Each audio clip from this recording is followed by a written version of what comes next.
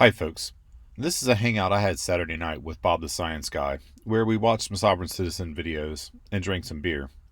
After that, we were joined by a couple of Sovereign Citizens on the panel to demonstrate how little they know, and we were also joined by a couple of other special guests. Enjoy.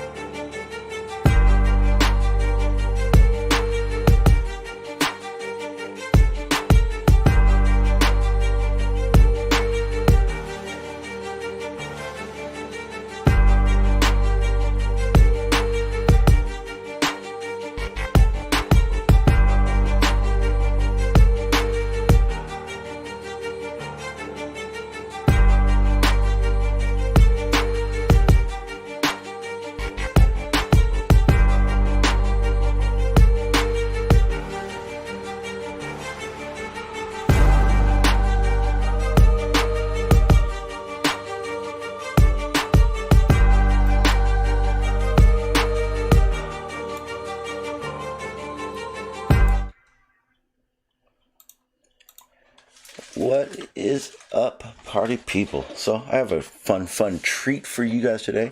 We got Dr. Bob and we have Cliff, or you guys know him as Schrodinger's cat. We're gonna have some fun. I'm not gonna give away too much. I'm gonna kind of give you guys the platform because this is your spiel.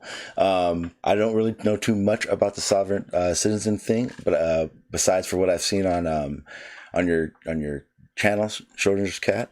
Do you want to kind of give us a layout of what we're doing today? Thank you, Bob, for giving us all a fun night. So if you don't know what sovereign citizens are, they are people who think that they found some sort of loophole to where law does not apply to them for various reasons. And the things that we're going to see that happens to them as a consequence of this belief is hilarious. And we're all going to have a lot of fun watching it. You know, I always like people that try and make interpretations based on their own end result that they desire, and just run afoul of common sense and reasoning. You know, we're gonna have to take a little drink every time we hear the term traveling, and my term is traveling, and I've got my Corona. And Cliff, I think am I being detained is probably a good one for you. Or am I free to go? And yeah, I okay. as well have my Corona beer. And nice. The first clip, Bob, you haven't seen this yet. The first clip is someone, a sovereign citizen at a hospital, insinuating that coronavirus is fake. So I put that in the front just for you. All right. Let's go ahead and... well, thank you very much, Cliff. I do appreciate it. I did enjoy Nathan Thompson who was it? Flat Earth Folker the other day. I really did enjoy that. So hopefully we'll have some... Nathan Thompson last night debated on Modern Day Debate, and I almost put that clip in, but I just didn't quite have time because he several times said that coronavirus is fake. Oh, interesting. Are we going to be educating them with electricity today, do we hope? there is some of that. Excellent. And we're also going to get to talk about the efficacy of prayer. Excellent. All right, let's go. Let's see what you got. It's going to be a good time. Take it away, Sean. Can I ask you guys? Yeah, work here? You what? Do you work here? Yes, do you? No, well, I'm working right now, but I don't work for the hospital. No. Okay, are you a patient? We're just trying to figure out what the screening process is, like, and what are the symptoms that people need to be aware of. All right, so are you a patient? I don't know yet. I don't know if I have any symptoms. So okay, well then right now you can ask you to leave. So if you're not being seen as a patient, then go ahead and ask you to leave. Well, who's screening for symptoms? Did you get in line over here and go through the tent? Over where? Over where? It's He's choppy blind, sir. still. He can't see. I know, but can you see right here? Well, then look back here behind you. Come on, we'll get you walking through the process. How about that? Yeah, thanks. Cliff, it looks fine on YouTube. Okay, good.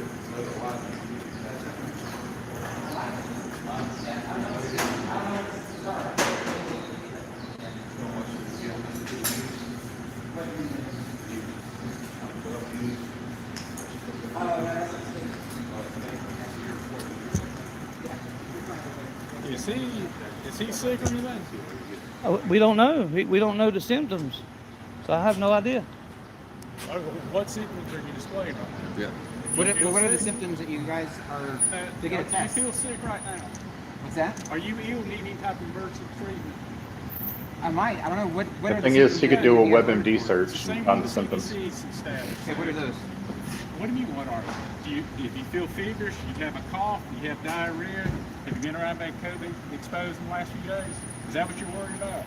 Right. We're trying to figure out to get a test, like what the requirement is to get a test, and what the screening All process right, is so like. you asked for general information. You're not here as a patient. I right? might. If No, if it's you, not. There's no I might. Either you're here for emergency care or you're not. Are you or are you not? I don't know. Like that's what I Okay. mean. If So they're just- saying this is a really deadly thing, and there's I'm not certain saying, I'm if not there's certain making these, symptoms I'm not even making Well, these look at that assessments. this. indicate that, Y'all look at and this if I shit. have had that and I don't know that that is, like how do I know until I find out All what right, the so symptoms go are? look at the CDC guidelines. Okay? Where is that? Which CDC, you know what CDC is, right? Centers No. for Disease Control. Okay. I'm sure you've heard of that. Where do I go for that?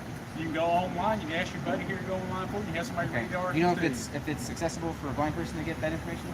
Pardon me? Do you know if it's accessible pause real online quick, for a Sean, blind if you person to can. get that information? Yeah, I'm Yeah, so he's. Do I have an echo? Yeah, we got the echo back. Ah, shit. Okay, it seems to be gone. Yep. Yeah, all he has to do is a WebMD search, and he says, "Oh, I'm blind, I can't." Well, what about the guy standing next to him that showed up with him? They're clearly there just to stir the pot and take up resources. Well, they seem to be doing that pretty well. Yeah, they got like 7 dudes there. Yeah, I like those nurses when they first walked in. They weren't there to serve cookies. Let's put it that way. Oh yeah, They and they walked weren't on in. having Those any of nurses it. stood right up and like, get out of my ER. That's where the term Gomer comes from. But I did not know that. yeah, that's what Gomer comes from. That. The other one is Tobash. Take him out back and shoot him. But I wrote that one.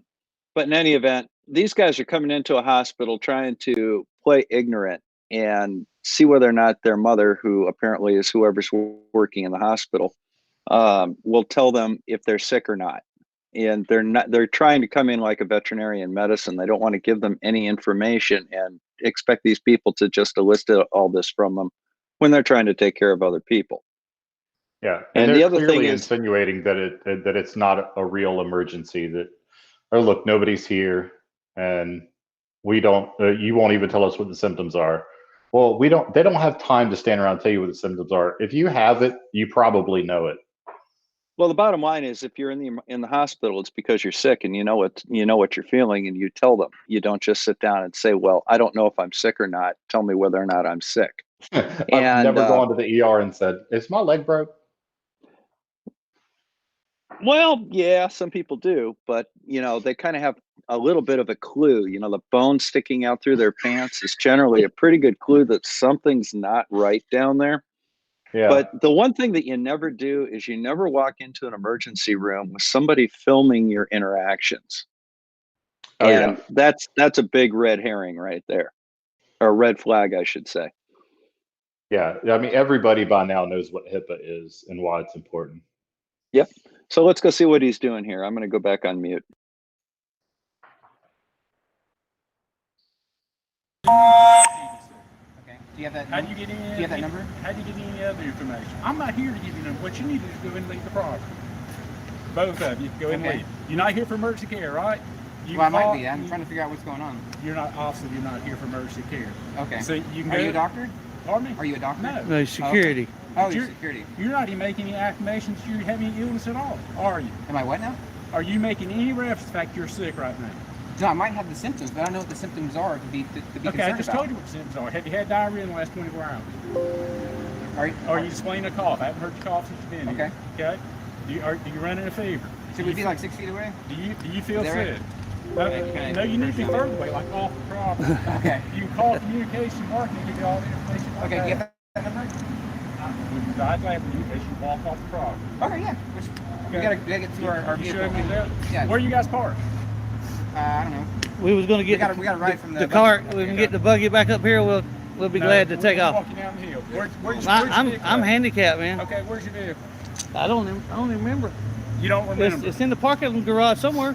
Okay, which parking garage? Hell, I don't even remember. That's probably a first, that's probably a problem. We'll walk with you and find it. I don't. Look at all these escorts we get today. Wow. Just for asking questions about testing. We got like 7 goons with us. Yeah. Oh yeah. And here comes another one. Now he's filming. Hey, now he's being a jerk filming you. What are you doing? Film that. Okay. You fucking asshole. That's really asking for a lot of help. Well, y'all ain't wanting to help. Y'all want to do is push away, push away, push away. Sir, they answered every question you had. Huh? They answered all your questions you had. No, he didn't finish to ask it. He didn't finish giving the damn answers until y'all, hey, y'all gotta leave. So why are you cursing and showing? Because I yourself can. right That's now? why. Because you can. Exactly. I'm a free American. You know where we parked? I don't. No. We went come up the hill, so we Okay. in that one, I guess. We gotta go On the bottom floor. Ask him if he's got communication marketing. What about to get a test? How do you actually get the test done? After you've been assessed as having an illness, the physician. All right, pause it here real quick. So those guys were the Diet Coke of sovereign citizens. Now we're getting into the real deal, and this is where it really gets hilarious. The last people were just annoying. These guys are seriously dumb. I can't wait, man. Let's do it. Peace. So it's Gerald, is that right? Yeah. So Gerald, I need to see your license, your registration, and insurance. Okay, man. You gonna provide that to me?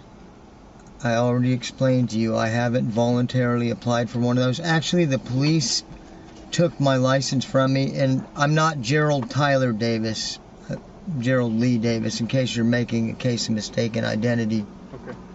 I need you to go ahead and step out of the vehicle for me, okay? Okay, well, I will peacefully allow you to do whatever you want, and if you've witnessed me breach the peace, then remove me from the vehicle, because I'm a peaceful man. Okay, can you step out for me, please? No, I can't voluntarily consent to what I believe is a crime on your behalf. I've explained to you that you're required to identify Well, yourself. I'll be bringing charges against you, person-to-person injury crime. Okay. I'm, like I said, I'm a peaceful man. You have 2 options, Gerald. I have more options than that. Okay. I have a right to remain silent. Okay. I'm done talking. Pause it real quick, Sean. Okay. So the title of this video was Sovereign Citizen Gets His Window Smashed Again. So we can infer something from that about his ability to learn. Well, maybe he'll have a different result this time. He can do the same thing and have a different result. Maybe his window won't get smashed this time because they've done some studying and learned the errors of their ways. Maybe. Let's see. Hey, Gerald. Rick, stop it. All right, folks. Stop For under 1, arrest, okay? if you think the window's getting smashed, and a 2, understand if you that? think the cops learned their lesson last time. You're under arrest and you need to step out of the car.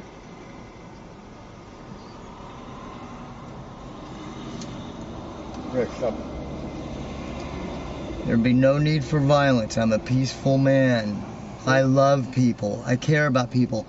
I don't approve of people who use force, threat, and coercion to secure security interest. And nobody's doing that. Maybe you should do a little research. I have done the research.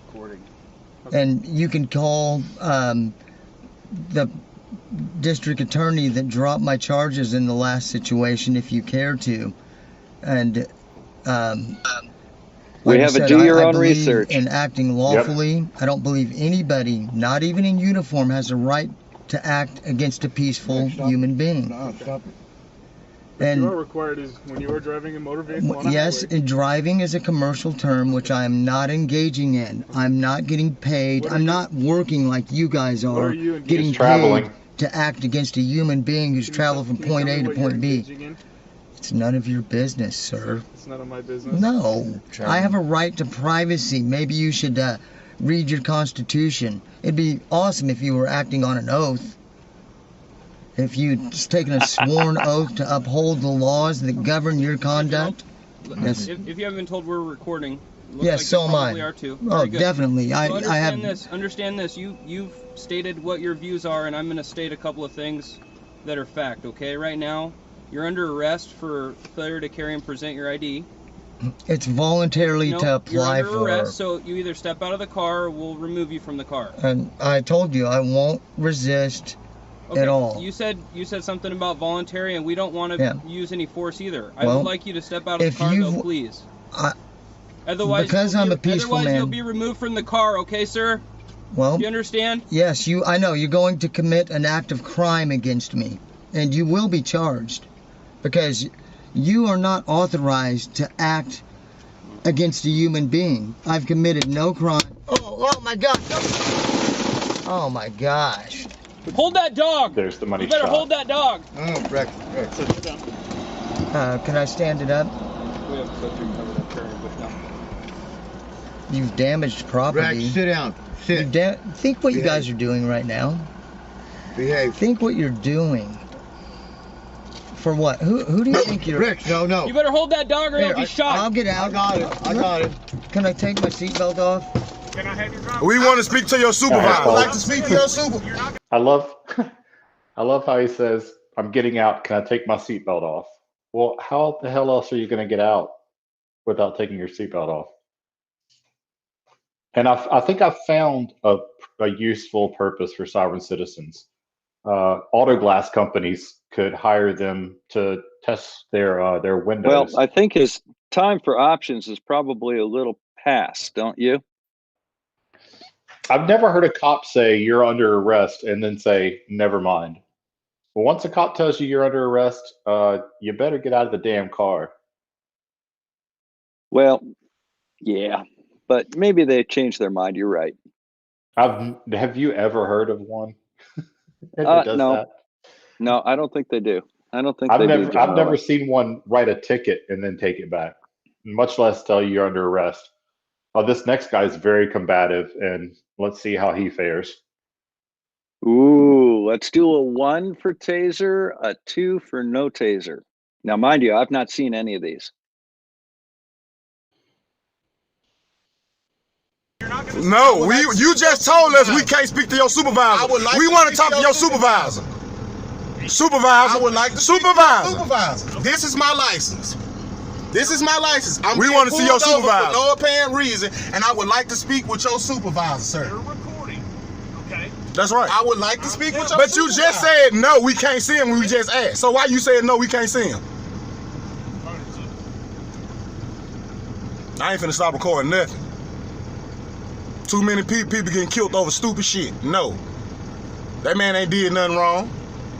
Listen to me. If you don't provide your driver's license, you will be. I'm showing you. He's showing you to it. Pick your driver's license right there. You not finna write me no ticket for nothing that I didn't do. I'm sorry. That's not how this goes. You have your day in court. Well, I don't have time for. I'm not even from up here. I'm not coming to court for the simple fact I didn't do anything wrong. This man stopped and told me to look and see. That's all he did.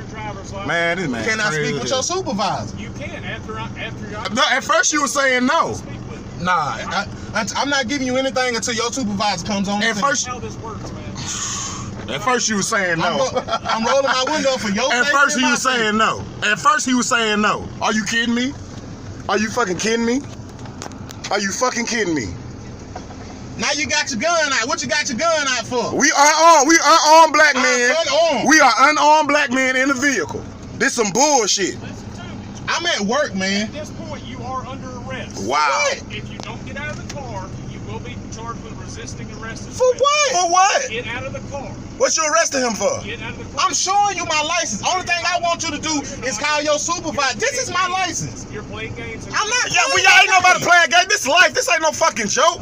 This not a joke, man. It's black guys like me get shot every day just for stupid shit like this. No, ain't nobody arguing with you. This man. Not doing anything. I'm not reaching for anything. Yes, you are. You're resisting. You can't take my phone. This is my personal position. You gonna elbow me in my face, bro? Get out of the car. Resisting arrest. Really, bro? You just elbowed me in my face, man. I didn't do it. I can't. I can't. I can't. I guess I'm trying to. Man, this man tasing me. This man is tasing me. I'm trying to, man. How can I? Undo that. Undo your I didn't do anything. Man, I didn't. I hear the magic sound. Yep. Okay. Here is where we get to test the efficacy of prayer. And the first guy here in the red shirt prays to a very interesting character that we're all going to get a good laugh out of. I didn't do anything. Get that phone out. Man, I didn't.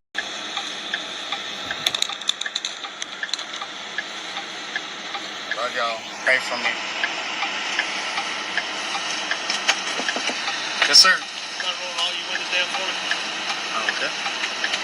Can I ask what for? Say again? Can I ask what for? Because they're dark. I can't see anything. Well, if you got a tester, we can test them. Well, it's not illegal to have windows down in your back window. Okay. The reason for the stop is your kayak or whatever it is sticking out of the back. Oh, shit. What's wrong with it? More than 3 feet protruding from the vehicle, you gotta have a flag on. Okay. I didn't know that, sir. You got an insurance? Yes, sir.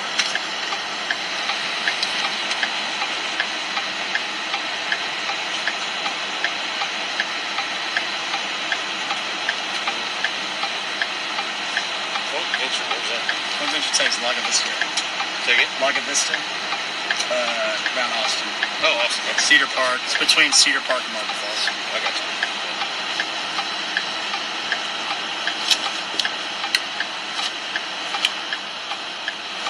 Well, I'll be able to lift the cake.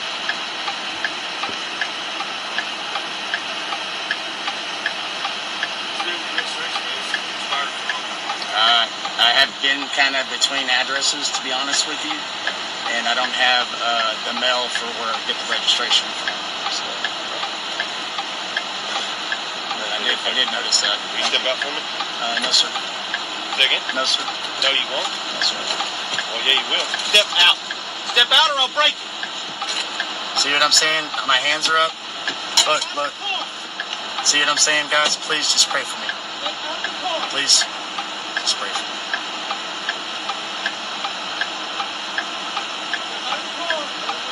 Here's where it really gets funny. Sir, you're gonna have to get a warrant. I know my laws. You're gonna have to get a warrant, sir. Know my laws.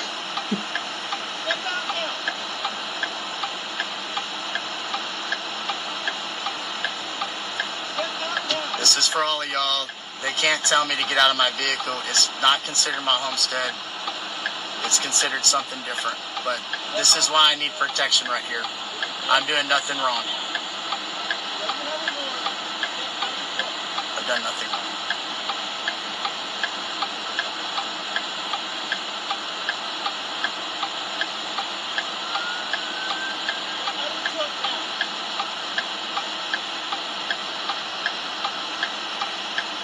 I love y'all. Just pray for me. Just pray for me. If they shoot me, it's because everything that's going on, and it's because I'm an honest man. I love you all. Please just pray for me. My hands are up. My hands are up in the air. I'm not doing anything. Please just pray for me. Please, somebody tag in Donald Trump. Donald Trump, if you can hear us, please, Donald Trump, please save me. Please save me, Donald Trump. Please. I'm asking you.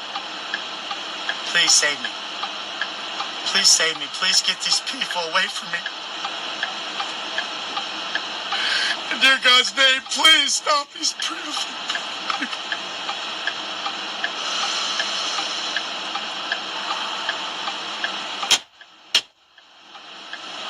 break.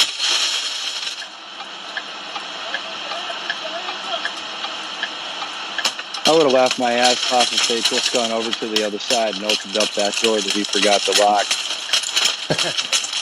Apparently Trump doesn't Yes, save sir. people.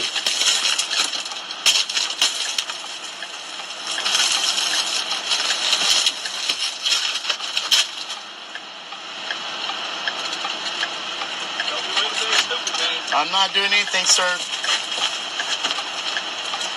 I'm a believer in the Lord. I'm the Lord's child. I promise you.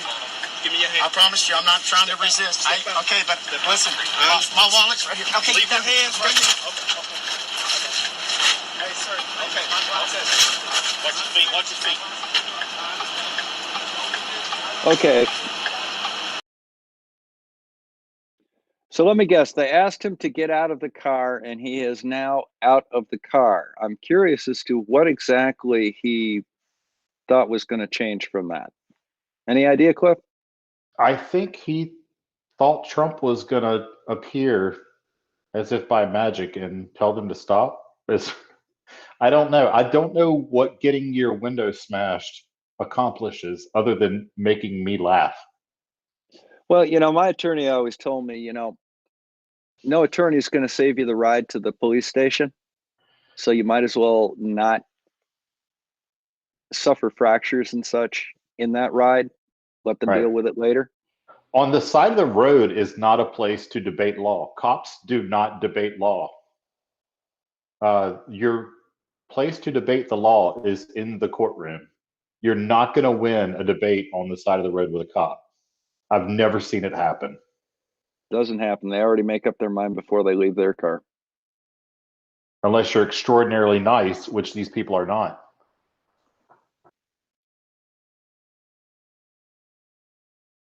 All right, so no taser on this one. Let's see the next one, see whether or not we get one there.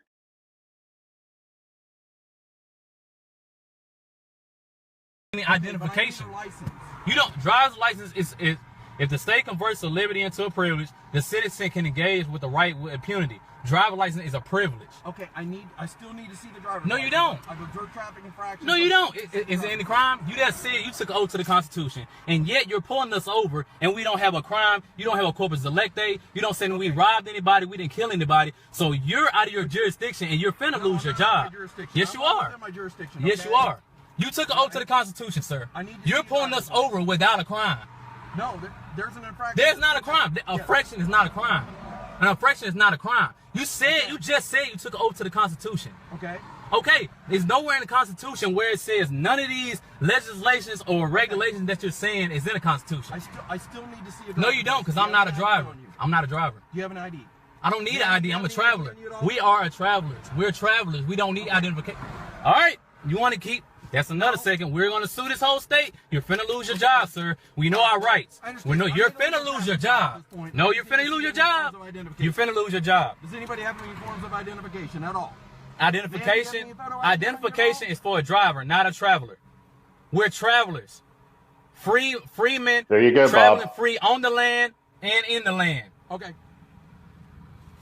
Call your supervisor up here. Read that paper. You already took the paper. You took the paper already. So you know that you're in the wrong because it has it all on the paper right there. Read it. Read it.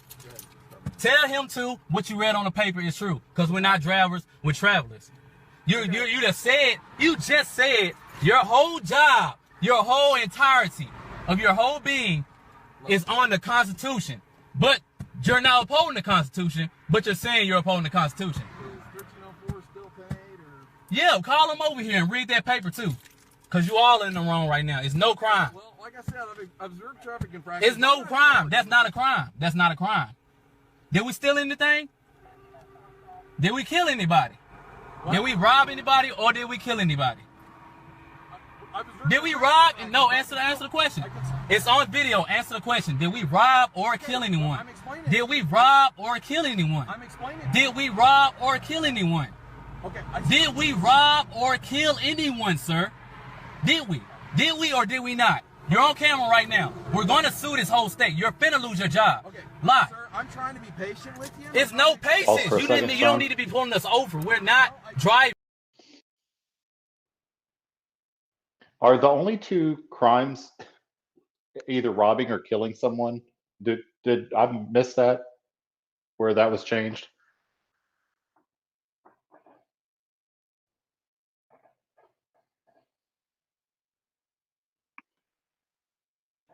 That was my only point.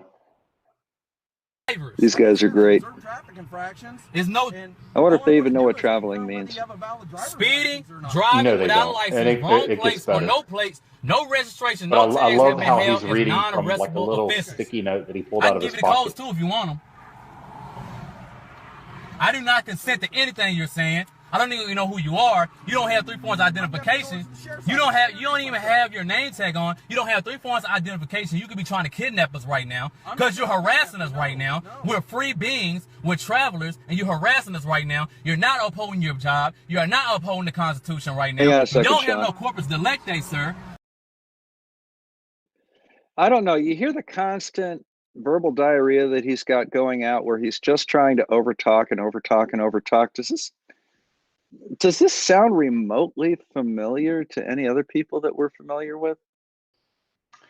Yeah, and if you have a Venn diagram of flat earthers, sovereign citizens, and anti-Semites, it almost looks like a single circle. And by the way, corpus delicti doesn't mean what he thinks it means. That word you use, I don't think it means what you say, what you think it means. Yes, indeed. More stupid. All right, go ahead, Runner. You can tell your officer that because I'm pray because he's not going to understand nothing we're saying. Father, we're praying to you right now. Close it. Almighty in heaven, we're coming to you right now to get this demon to flee from our car right now. Get him, Father. Get him, Father, right now at this very moment. Please get us out of this situation right now. He know he's doing everything illegal. He know he's doing stuff illegal, Father. Get him out of our car right now. Get away from our car right now, Father. Right now, Father, get him out of our car and mother on earth. In the name we bind these demons that's becoming on our car right now, and we ask them to flee right now at this very moment. Protect your children right now. We're not doing anything wrong, Father. We're following your law and not man's law. We follow the Creator's law and not man's law. And he's out of he is transgressing your law right now. Was there something moment, about Father, give so unto please Caesar what is Caesar? I seem to recall reading that in the Bible somewhere. Yeah, that too. But later on, and I'll get Sean to pause it when we get there, it appears that he's praying to someone other than God. And I'll stop us when we get to that part. Okay. Please, Father, get him right now. Hallelujah, hallelujah, hallelujah, hallelujah. Tell him to flee from this car right now, Father. Flee from this car right now, demon. Flee from this car right now, demon. Flee from this car right now, demon. Flee from this car right now. In the name of the Father and the Mother on earth and in heaven. Protect us right now. Protect us right now, Father. Please protect us right now, Father. Please protect us right now, Father. Please protect us right now, Father. Please protect us right now, Father. We're not here to sin. We don't bow down to mammon. We only bow down to your law. Yep, I keep one in my truck. It's called a Houdini the law, tool. which they took your law and twisted it around, Most High. They took your commandments and twisted them around. They took your Torah and twisted it around to make their own law. We're telling him right now in his ignorance that he's wrong. He's still persisting to harass your children, to harass your daughter and your son, Most High. So please help us right now. Get him away from my window right now, Most High. Get him right now, Most High. Get him right now, Most High. If you can go back like 5 seconds. I know that's probably not easy to do. It appears here that he's praying to the Most High. And correct me if I'm wrong, Sean and Bob, you may know better than me. Is it the Most High Snoop Dogg? Or perhaps Willie Nelson? Oh, that is a painful dad joke. I've been planning this all day, Bob. Don't take this away from me. He's here all week, folks. Let's roll more stupid. Still persisting to harass your children, to harass your daughter and your son, Most High. So please help us right now. Get him away from my window right now, Most High. Get him right now, Most High. Get him right now, Most High. Please, created the whole universe. And his ignorance, get him right now. Get him right now, Most High, please. Please get him right now, Most High. Please. Please let him flee right now. Send him back to his car right now, Most High. Please. All they do is take your law and your words and your ways and twist them around. Tell him to get away from us right now. Tell him to get away from us right now, Most High. Please, the Creator, the Almighty of everything there is, the all-sovereign being of all. Let him get away from the car right now, Most High. Take him away from the car right now, Most High. Take him away from the car right now, Most High. Right now, Most High. Forgive us for what we done wrong. If we done anything wrong of your law, forgive us right now. We repent for our sins. Have mercy and grace upon your service, Most High, and take him away from this car at this very moment. Take him away from this car right now.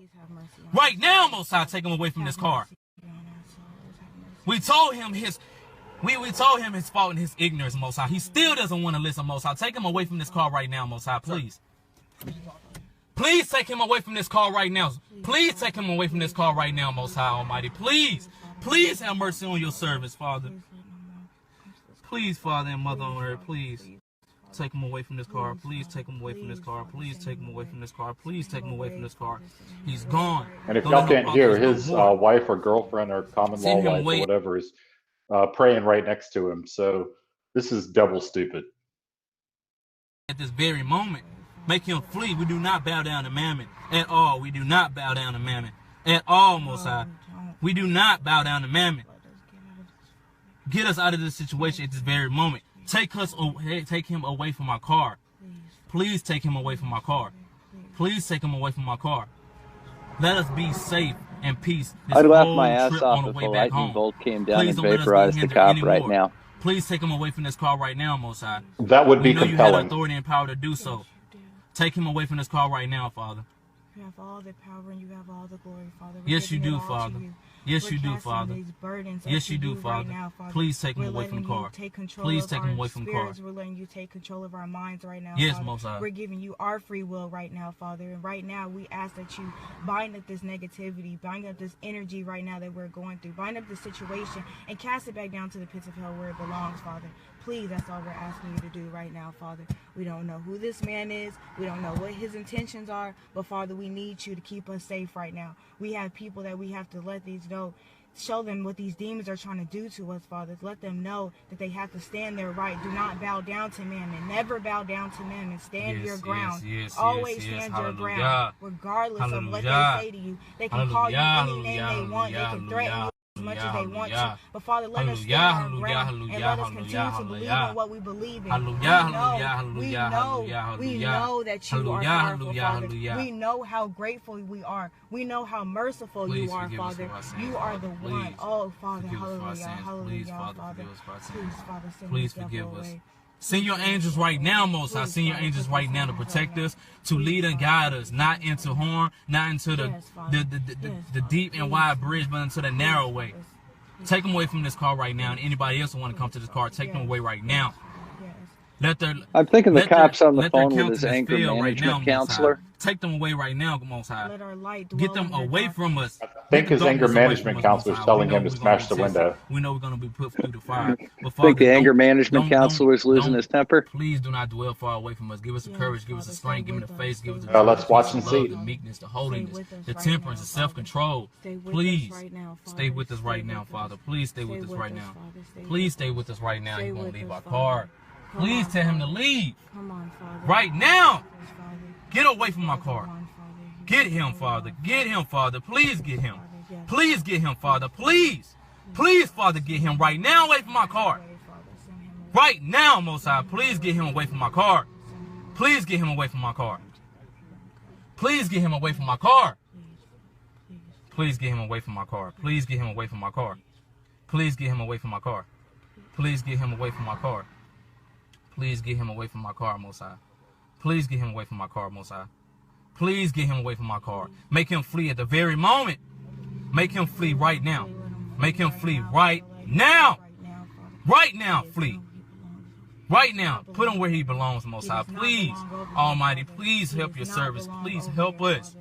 Help us, please. Please, please, Almighty Sovereign Leader of all, please help us. Please help us. The Most High must be on his coffee break. Please help us, Father. Please help us. Please help us, Father. We prophesy right now that he's going to leave this car right now. He's going to walk back to his car, and he's going to go by his way. And you get him, Most High. We don't deal with Mammon. We do not deal with Mammon. He's trying to open our door right now. Father, please help us.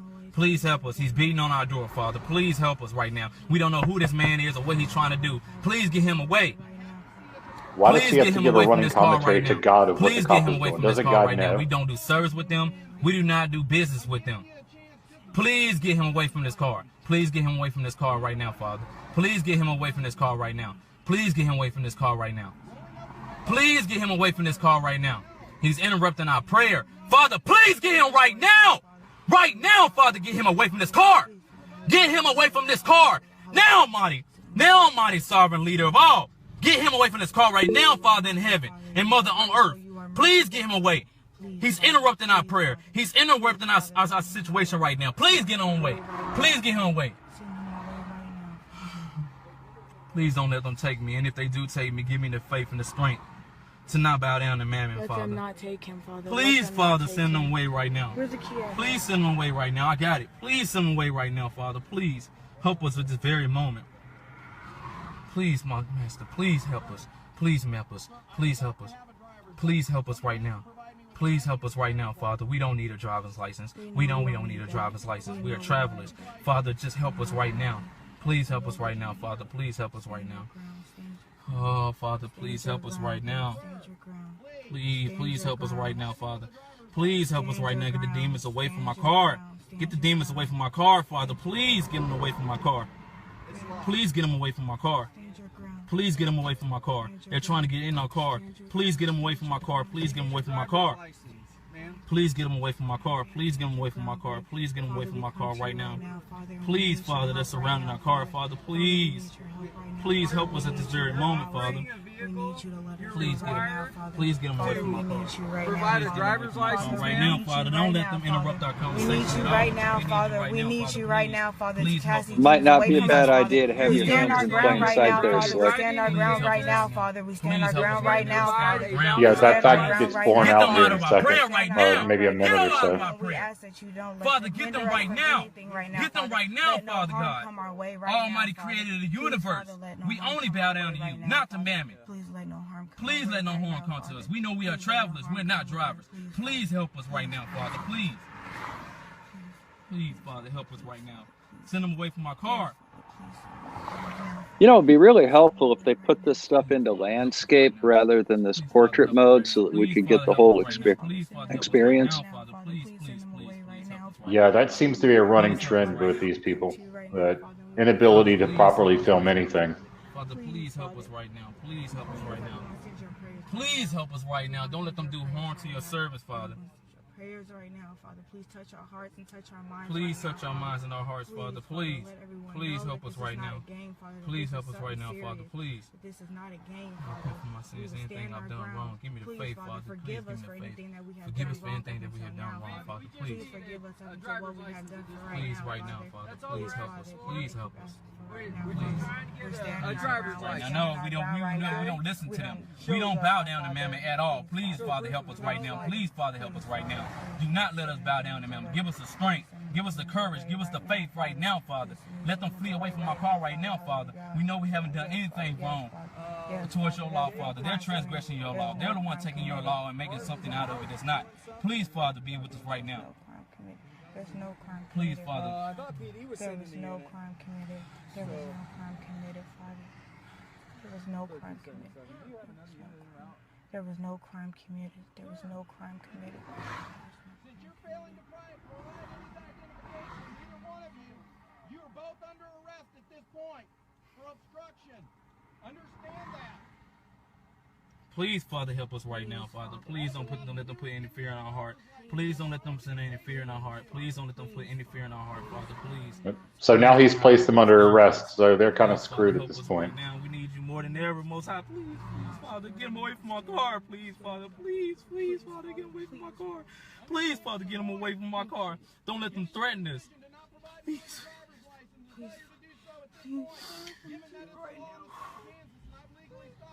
Please, Father, please.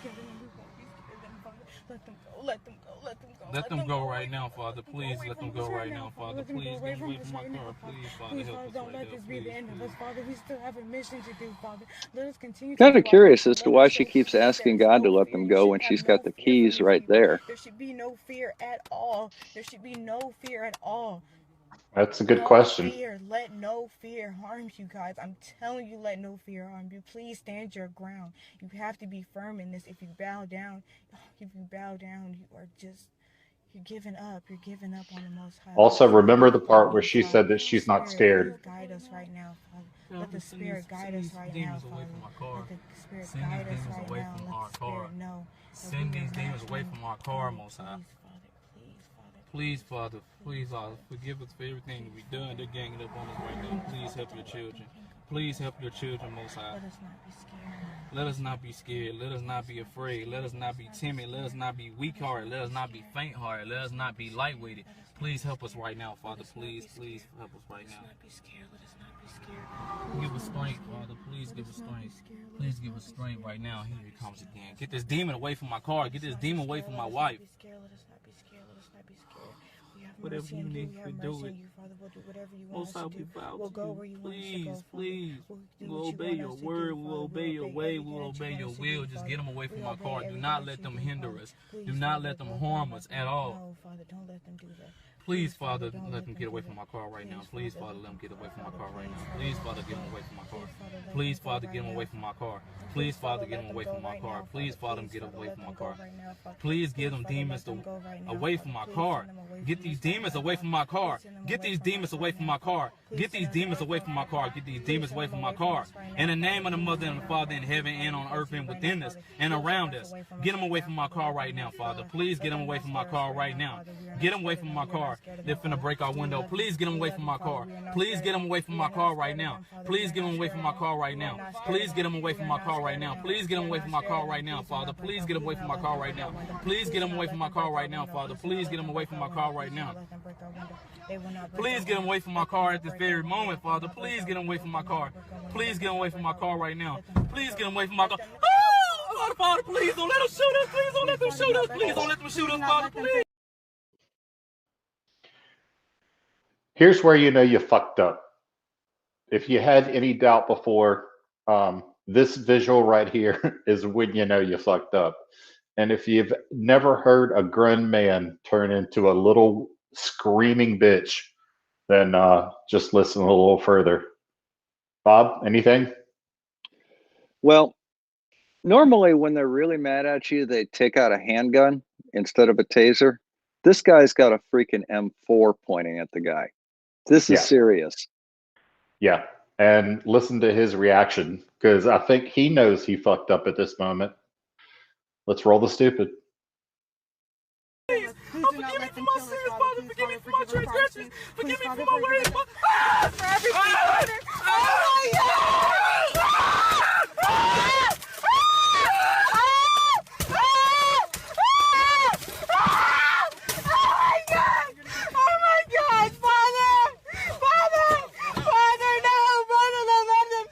I do not consent to anything. I do not consent to anything. I do not consent to anything.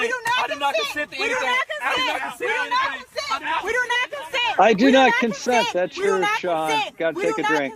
We do not consent. We do not consent. Your consent is not required at this moment. We do not consent to anything. We do not consent to anything. We do not consent to anything. We do not consent to anything. We do not consent to anything. You guys are telling. We do not consent to anything. We do not consent to anything. We do not consent to anything.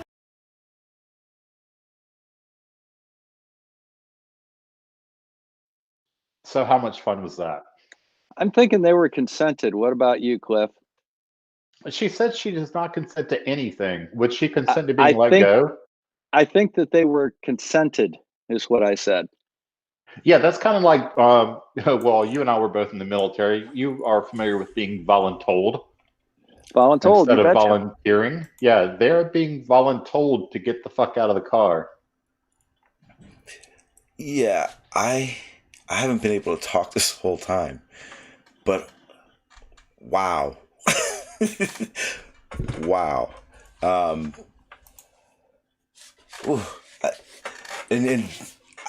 What I don't understand is, in that last one that we were looking at, is was it in repetition at some point that that praying that much works?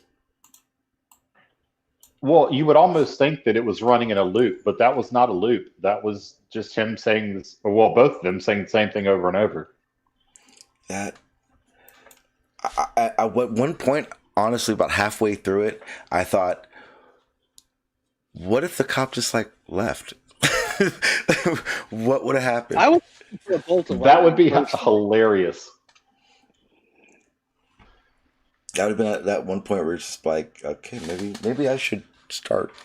You know what those guys at the border ought to do? You know the border guards that are down there and they're constantly saying, pulling, you got to go through the little checkpoint. Are you a citizen of the United States? Yes, great. Have a great day. See you later. Mm-hmm. That little border checkpoint. Yeah.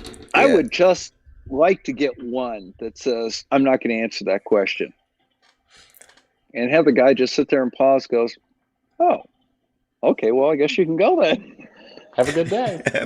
Have a great one. Sorry about wanting to search. Sorry about inconveniencing you. Oh, and surprise, surprise, in the chat, it appears that SE Montreal and Slick James are both sovereign citizens. No surprise there.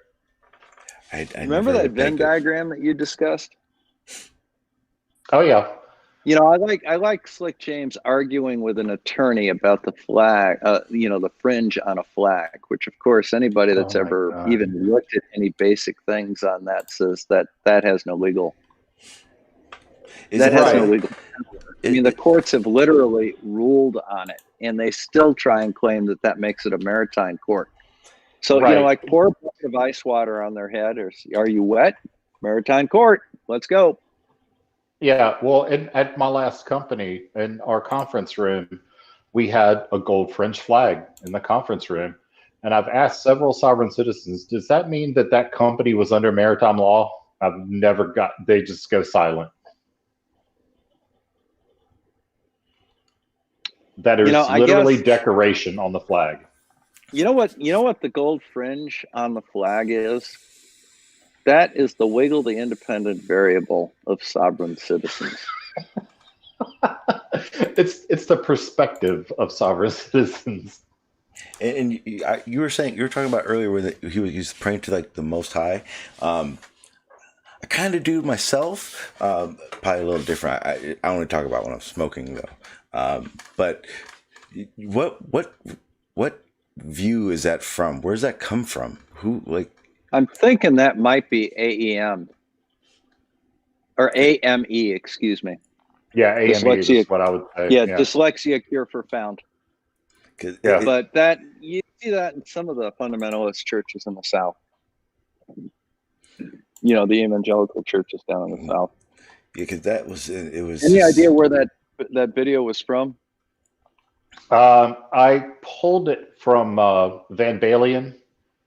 I've seen it a few different places because it's just so hilarious. It made its rounds about a year ago. But that's one of the funnier ones that I knew of. So was my go-to for the crescendo of this hangout.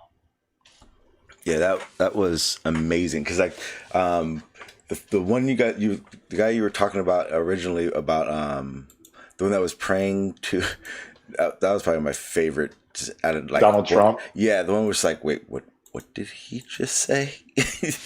I'm trying to find it in the middle of the video, so give everyone a little bit more of a reference. But that one was amazing to me. It was just like he looked right at the camera and was like, Trump, save Donald Trump, if you can hear me. Yeah, like as if what would happen is he would basically Trump would get this random phone call, and the cop would go on the red phone, on the red phone. Desk. Yeah, and what would happen is that the highway patrolman would have been like, oh, my, yeah, fuck, yeah, yes, yeah, yes, yeah, here you go, and he would have been like, grab him by the pussy, grab him by the pussy, and go. Yeah, it was amazing when he did that. I didn't know, and that was what I every one of these people started looking at it as if any of that stuff the cop was gonna go, oh my bad. I didn't know. My bad. I didn't know you didn't consent to this. I thought you were a citizen. My bad. Let me just go about my business. You're traveling? Yeah. Well, then have a nice day. Yeah. I thought you were driving. My bad. Go ahead and continue traveling. Yeah, and I did a little bit of research on it and was looking like little bits and pieces, and some of this stuff it's so nitpicky in the way they're even trying to say this stuff. It's weird. It is literally Anthony Riley level cherry picking. I hate to say it. I don't know if this is no. Okay, I won't. I was gonna say I thought maybe it was worse, but I actually have had recent conversations with Riley, and that is a very special person. Oh yeah. I'm not sure if you guys heard or not. Apparently, general relativity actually explains not only the effects of gravity, but apparently it also explains what the source of gravity is. I was amazed when Riley told me this. So yeah, he may be worse. And for all my sovereign citizen viewers who don't know who Anthony Riley is, you're in for a treat if you want to go down that rabbit hole. Yeah, that's a different level. A different level. Yeah, and then when it comes to the last couple in your series, that I really thought if you pray, maybe that's the problem. Maybe when we were younger and we prayed, for this cool toy or this girl to say yes, maybe we just didn't do it enough. Maybe we had to have done it 1,005 times, and I really thought this guy was going to show it. And kind of like a prayer wheel down at the stream. Exactly. But there's another video out there that I didn't pull, but it's worth doing a search for, where the guy gets pulled over and he tries the sovereign citizen stuff, and his wife throws the bullshit flag, and she is like, "You are not doing this with me and the children in the car. You can pull your bullshit some other time." And she like cracks the whip on his ass. That's what you need to see. The wife, look at him and go, "Where's the taser?" Kind of like a Mrs. CC. Yeah, I'll tase him like myself. a Mrs. CC. I don't care about your flat Earth crap. Help me with these bags of groceries. I heard about that one. Yeah, idiot. You didn't watch it? I watched it. It was epic. Oh, it was great, and it made the rounds after that too. But nobody gave me credit for it. I was the first. I'm sorry. When I look back, Cliff, the only thing that I can ever remember is the pranks you play. The firecracker. Yeah. Oh my God. And not once, twice. That's not even on my channel. That's on your channel. Yeah, I got to get that for you. Yeah, do that. That was awesome. As long as your wife can't hear me now, do it again. Because for anybody listening that doesn't know what we're talking about, we were on a hangout one summer evening. This was last summer, wasn't it? Yep, yes it was. So my wife was taking a nap with the window open, and I was out in the garage, and I blew up some firecrackers outside the window about 5 feet from where she was sleeping. It was hilarious. Not once. 2 separate occasions. We got and both times she came to the window and screamed at me. Mm-hmm. Yep. It's amazing to see. Hopefully, Cliff, you record some doing I'm that. Still married. Yeah, that's the amazing part. I'm telling you, I could just tell every day she's just something. I didn't want to say it out loud. She probably doesn't want her plan out there. That's why I don't let her see the life insurance papers. Exactly. Yeah, dry ice is the key. It's untraceable. Can't give all the secrets away.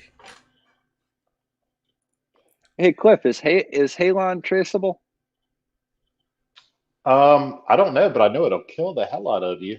I don't know if it's traceable. I know, but it doesn't matter whether or not it's going to kill the hell out of you. The question is can they prove that that's what you use to kill the hell out of people? I don't know. I would say that would be a research project. I would think carbon dioxide would be pretty untraceable. It's the dry ice. Yeah, because it just sits in your lungs and it's heavier than oxygen, so it just basically doesn't let the air in. I wonder, it would just show hypoxia, which I don't know if that would be able to be traced back to CO2. Let's check that out. I've got some homeless people in the area that we could use as test subjects. Oh no, yeah, we're gonna get Sean's channel pulled right off it. I think this is a good time to end this conversation. Let's go on to the next video. That's all of them, unless we want to just pull some random ones. Guys, anything ready? Anybody in the audience have a good one? Yeah. I am watching the chat. What's up, guys? I do apologize for the silence. It was kind of a if they can hear it or not situation, so I had to keep myself muted, but I got to enjoy it. That was fun. Cliff, you're doing a lot more of this is what you're doing a lot more of from the stuff you prior to that side of the stupid. Do you have anything coming up real soon, or are you still working on something?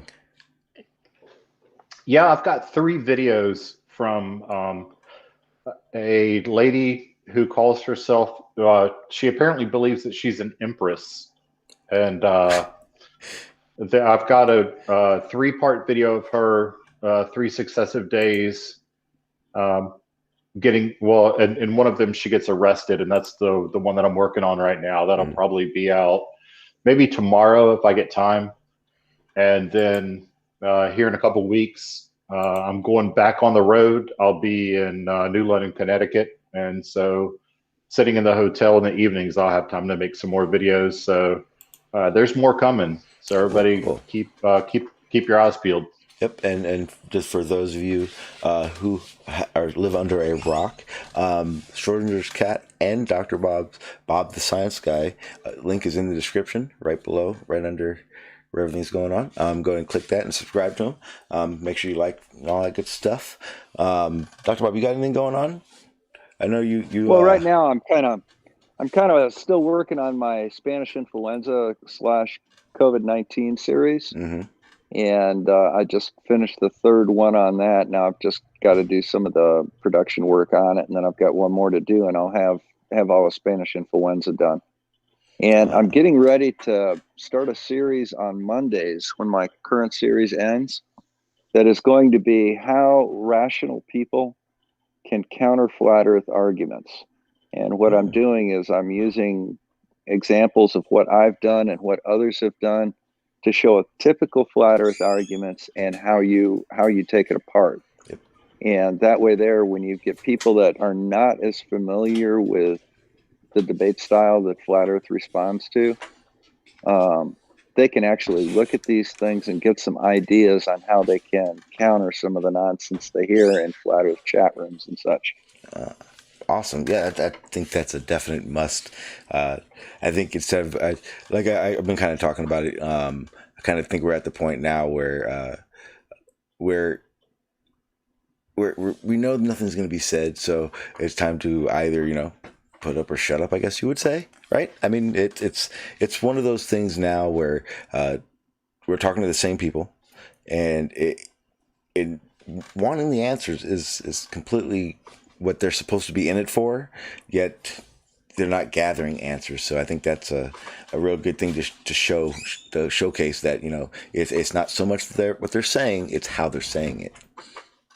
Well, the thing is, it doesn't matter how many times you counter their argument, they'll never learn from that counter. And they'll just give the same argument again. And since they can't think of any new ones, it's pretty easy to just kind of like pick the top 10 arguments and hear the standard answers to it, and that ends the discussion. Yeah. Right. And Jose has had 2 shows in the last several months. One of them was basically anybody show up and give positive evidence for flat Earth. Yep. 0 flat earthers showed up. And then just, was it yesterday, he had the one that said, flat earthers show up and all these globe earthers are in the panel. Just ask them questions. They do not get to ask you questions. No flat earthers showed up. So that shows you their level of confidence and what they say they believe. Yeah. Well, one of the keys to doing it is you've got to try and make them think they're arguing against something else. Okay. A classic example the other day was with Brandon Toy, who tried to make a very slick little switcheroony there at the end. We had the example where you have an 8-pound bowling ball and a 16-pound bowling ball. If it's density that makes objects fall, you would think that something that's twice as dense as the other would fall twice as fast or some difference. So why do they hit the ground at the same time? And, the bowling balls are all exactly the same volume and same cross section, so the air resistance doesn't change. And their density is considerably greater than air. So he tried to get slick. Yeah, say, with the 8 ounce. I have a styrofoam bowling ball that weighs 1 ounce, which revealed him to be a Poe because he knows that the air resistance then would become significant compared to the mass of the bowling ball. When you have a massive object, the air resistance is rather minimized compared to the total force of gravity pulling on the mass of the object. But if you have less force of gravity pulling on the object because the object has very little mass, the air resistance becomes important. But he seemed to think that he had a victory on it, and seems to have failed to understood that I forced him to indicate or to admit that there is a downward force acting on those objects externally. So he basically confirmed gravity. He just doesn't realize that's what he did. Yeah. And then faced with a video of things falling in a vacuum chamber, they just have to say that it's fake. Yeah. When you were talking about the testing gravity and, like, for instance, the vacuum with the bowling ball and the feather, I was actually watching a lecture on hang on one sec. A lecture on Newtonian gravity, Newtonian physics, basically what the lecture was about. But they were giving more of a simpler example of how we can test gravity and see the effects are consistent with other tests and experiments we do. You can get an apple and a rock, and from 5 feet up, do the same test and see that they do drop at the same. They have the same acceleration as each other. It's not a situation where you have to get a big chamber and start it up 100 feet up and vacuum it out. You don't have to do it. There's little simple tests that these people can do, and getting those type of things out and explaining those is a surefire way to see if at least they want to try. But right. All you need is a ladder and a decent camera. Exactly. Yeah. And it's just, again, it's not like which one drops first. You will see that their acceleration is the same. And it's that the air resistance or the atmosphere resisting against it, that plays a factor when you're talking about thousands of feet or hundreds of feet. And that's why a bowling ball and an apple aren't going to hit at the same time. But when you drop them from a situation where the atmosphere is not going to play much of a factor, 6, 7, 10 feet up, you can see the same effects. Do we want to put the link out there and see if some other people want to come in? Maybe our Trexus and Slick may want to have a go. All right. Yeah. Open up to everyone. Sure. All right. Slick, I'm pulling for you. Yeah. Yeah, Slick and Dan the Waterman, come on in with a Trexus and see whether or not you can make that maritime law thing float. And I'm going to give out the understanding now for everyone.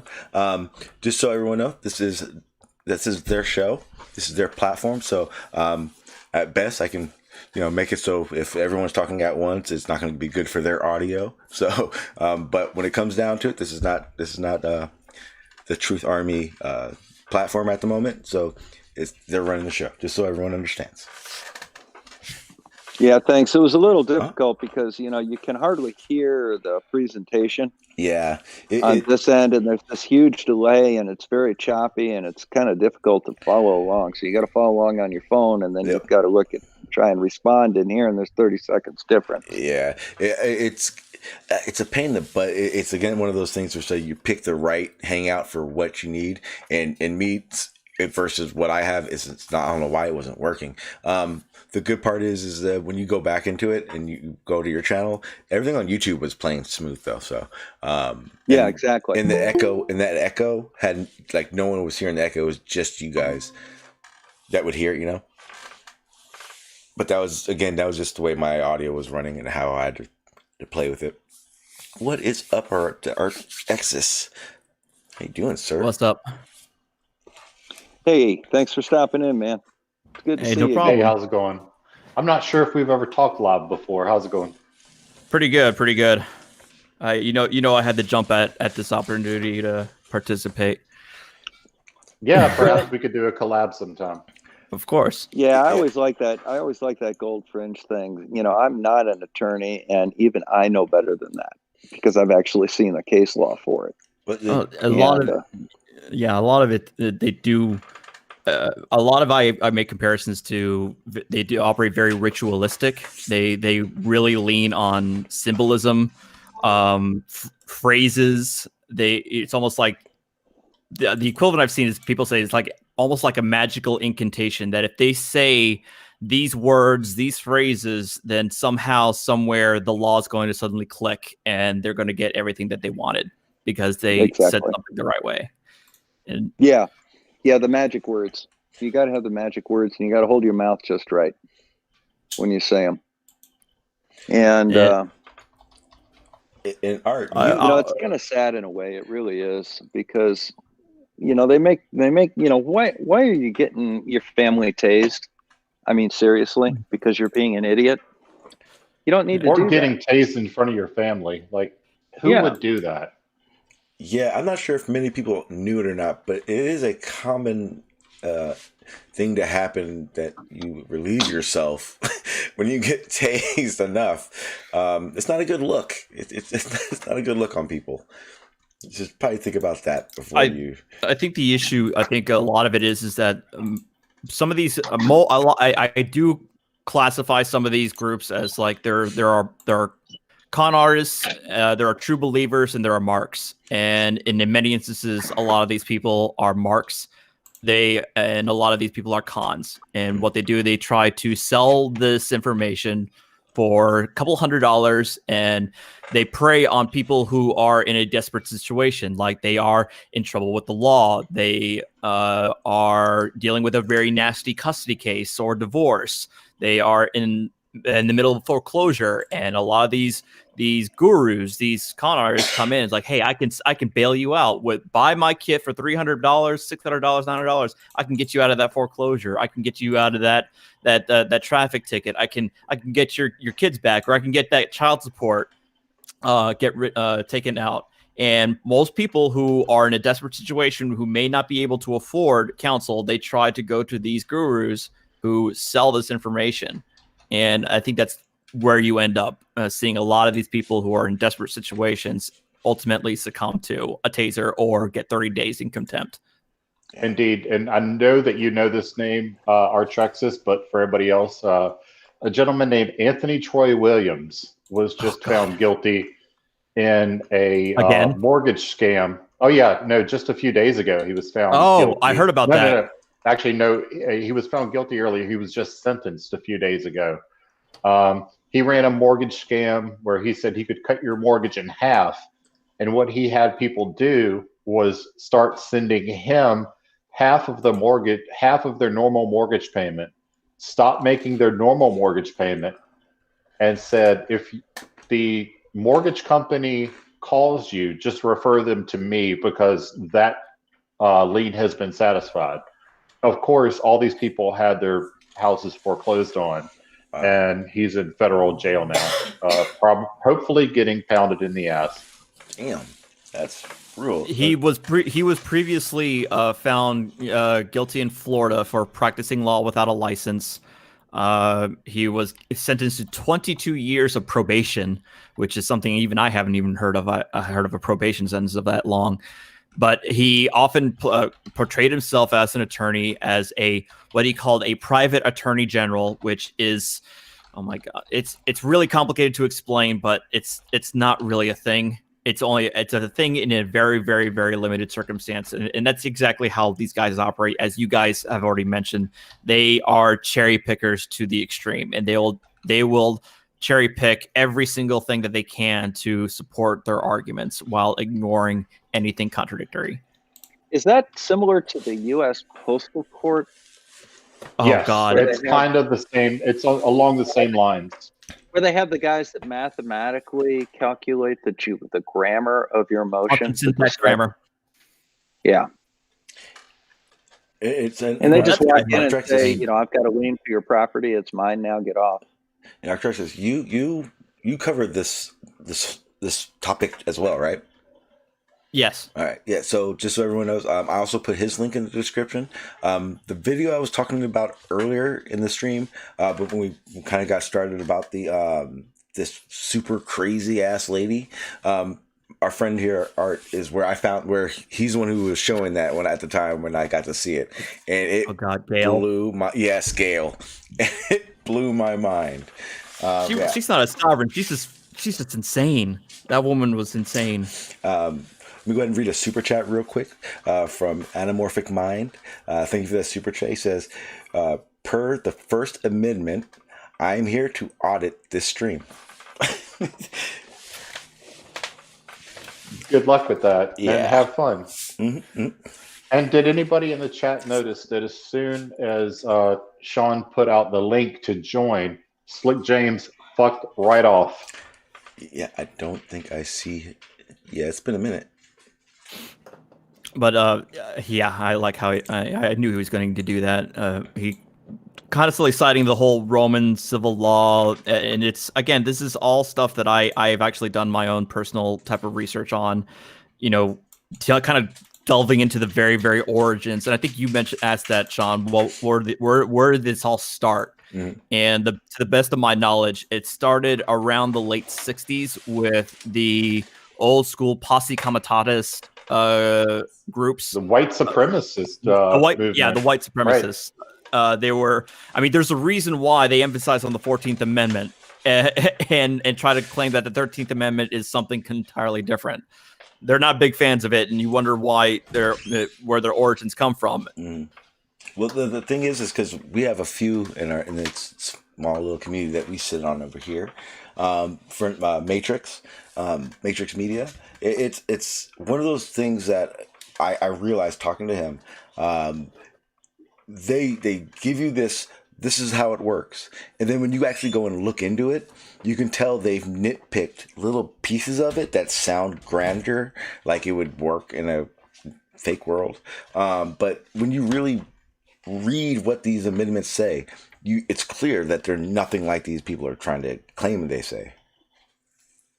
We used to run into a lot of that here in Michigan. When the Medical Marijuana Act first came out, we had these things called caregivers that could literally grow for up to 5 people plus themselves, 12 plants each. Mm-hmm. Yep. And that was a nice cottage little system where you could make a few dollars, maybe make a car payment or something out of it by having 5 patients, because you could transfer cannabis to them for compensation. And it was supposed to just pretty much be meeting your expenses. All right. Mm-hmm. And they tried to segue that into, well, I can get 50 caregivers together and we can all grow in one big warehouse, and then we can sell the excess to the general public, because what we'll do is we'll file paperwork saying that, okay, well, you're my patient today. Here's your transaction. You're no longer my patient. Mm-hmm. Now you're my patient. Here's your transaction. There's no longer my patient. Yeah. And, they had all these elaborate schemes to basically create dispensaries out of this caregiver system, when the law itself never really called for dispensaries until recently. They changed that recently. But, they try and sit down and look at it. Well, I'm not selling. I'm at a farmer's market and I'm transferring. Is that kind of like somehow the pill that's mills illegal down in Florida? The what?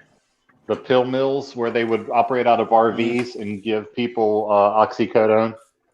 No. It doesn't have anything to do with that. Yeah. It has to do with people trying to take advantage of a cottage industry where you had people helping each other. Yeah, it in the sense of taking advantage, yes, but in the sense of overall effects, hell no. That pill mill thing was killing people. This industry isn't killing anyone. Yeah. The scamming aspect of it does have that aspect of it, and needing those people out is what took a little while. I know what you're talking about, because here in California, when they went medical, it was, you can have 3 plants. Well, nowhere in the thing did it say how many plants if 6 people with cards had a house that they could add all those plants up, and then what are they supposed to do with it? That was one of the kind of like the little loopholes in it, I guess. But the problem was people taking advantage of it. I've for a long time I'd always said I didn't think it was a good idea to legalize it. In a sense, it is, because it takes away from the pointless arrests and endless tickets for grandeur. But the idea of how they're trying to get it ran now is literally to help people, and the idea that there shouldn't be regulations on it is insane. What will end up happening is some jerk off is going to think, I know how to make this strand that much better, and he's going to inject something into it, and he's going to start killing people. Then it's going to give a bad name on the whole cannabis scene. And that's kind of where the regulations are good, and you should see it that way. Yeah, it may get a little bit more expensive, but at least it'll be regulated. At least we know you're not going to get an LSD strand of weed that no one's ever touched before. Well, my biggest problem is the way they originally set the law up. It was more of a mom and pop cottage industry type thing where it would help a large number of people, especially those with disabilities that couldn't otherwise work, that could do this because you can garden. But instead of helping a large number of people, they decided instead to turn it over to a very few rich people so that they could get richer and do it as an investment. So in order to get a license, you have to spend $1.5 million here. And it just completely takes out any normal people. Exactly, because here in San Diego, at least, California, there's probably about 20 dispensaries. The problem is I believe here in California, here in San Diego, there's only 3 dispensaries that are what they call legal. And that is when the state, basically, federal government ever wanted to come in and arrest them, the state's is going to defend them. They're going to say they're legally doing this. They're going to have their back. Whereas in these smaller places, like I said, have less regulation because they're not sponsored by the state, I guess you would say. So getting these permits to legally do it, like Bob said, they're expensive. It's almost impossible for a mom and pop trying to get into doing it to ever even have a shot. Well, the thing I guess real quick, it looks like Slick James is back in the chat, and he Slick, come in and tell. Yeah, well, he thinks that my name is Ken for some reason, but Bob, he thinks that you and I need to have an act of violence committed against us, but he's still too much of a coward to click a link. Oh, seriously? Yeah, click the link. Yeah, he said that we need our asses kicked. Oh, cool. Yeah, well, come on in and kick her ass then. I'm not too hard to find. Yeah, come on in and kick her ass, Slick. We have our attorney right here. Oh, we're lucky. Just remember, my attorney can beat up your attorney.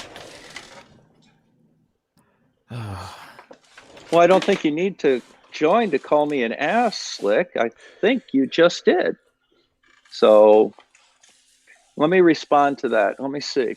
Let me bring in all of my years of maturity and experience. I don't care. Yeah. So what? What makes you think I care whether or not you call me an ass? You can call me an ass all you want. Come on in and join us. Slick's been threatening to kick my ass for 2 years Oh, he now. says he doesn't have the code. I think we can fix that, can't we? It's right there. It's literally 2 chats up from where he chatted. Yeah, you see right there. There you go, Slick. Click that link and you will be right in. Maybe he doesn't have index fingers. Yeah, I would love to know his theories on the gold fringe and 14th Amendment citizenship. Yeah, use your opposable thumbs there. Or here's a new hypothesis. Maybe he's a somebody coward. Came in. Oh, look, he joined. Here we go. Hi, Slick. How are you? Again, this stream is Dr. Bob and Schrodinger's cat stream. So this is their rules. Everything goes their way. So I am not accountable, and they are essentially moderating their own panels. So, all right. So here's the rules then. Act like an adult. You have something to say? Say it, Slick.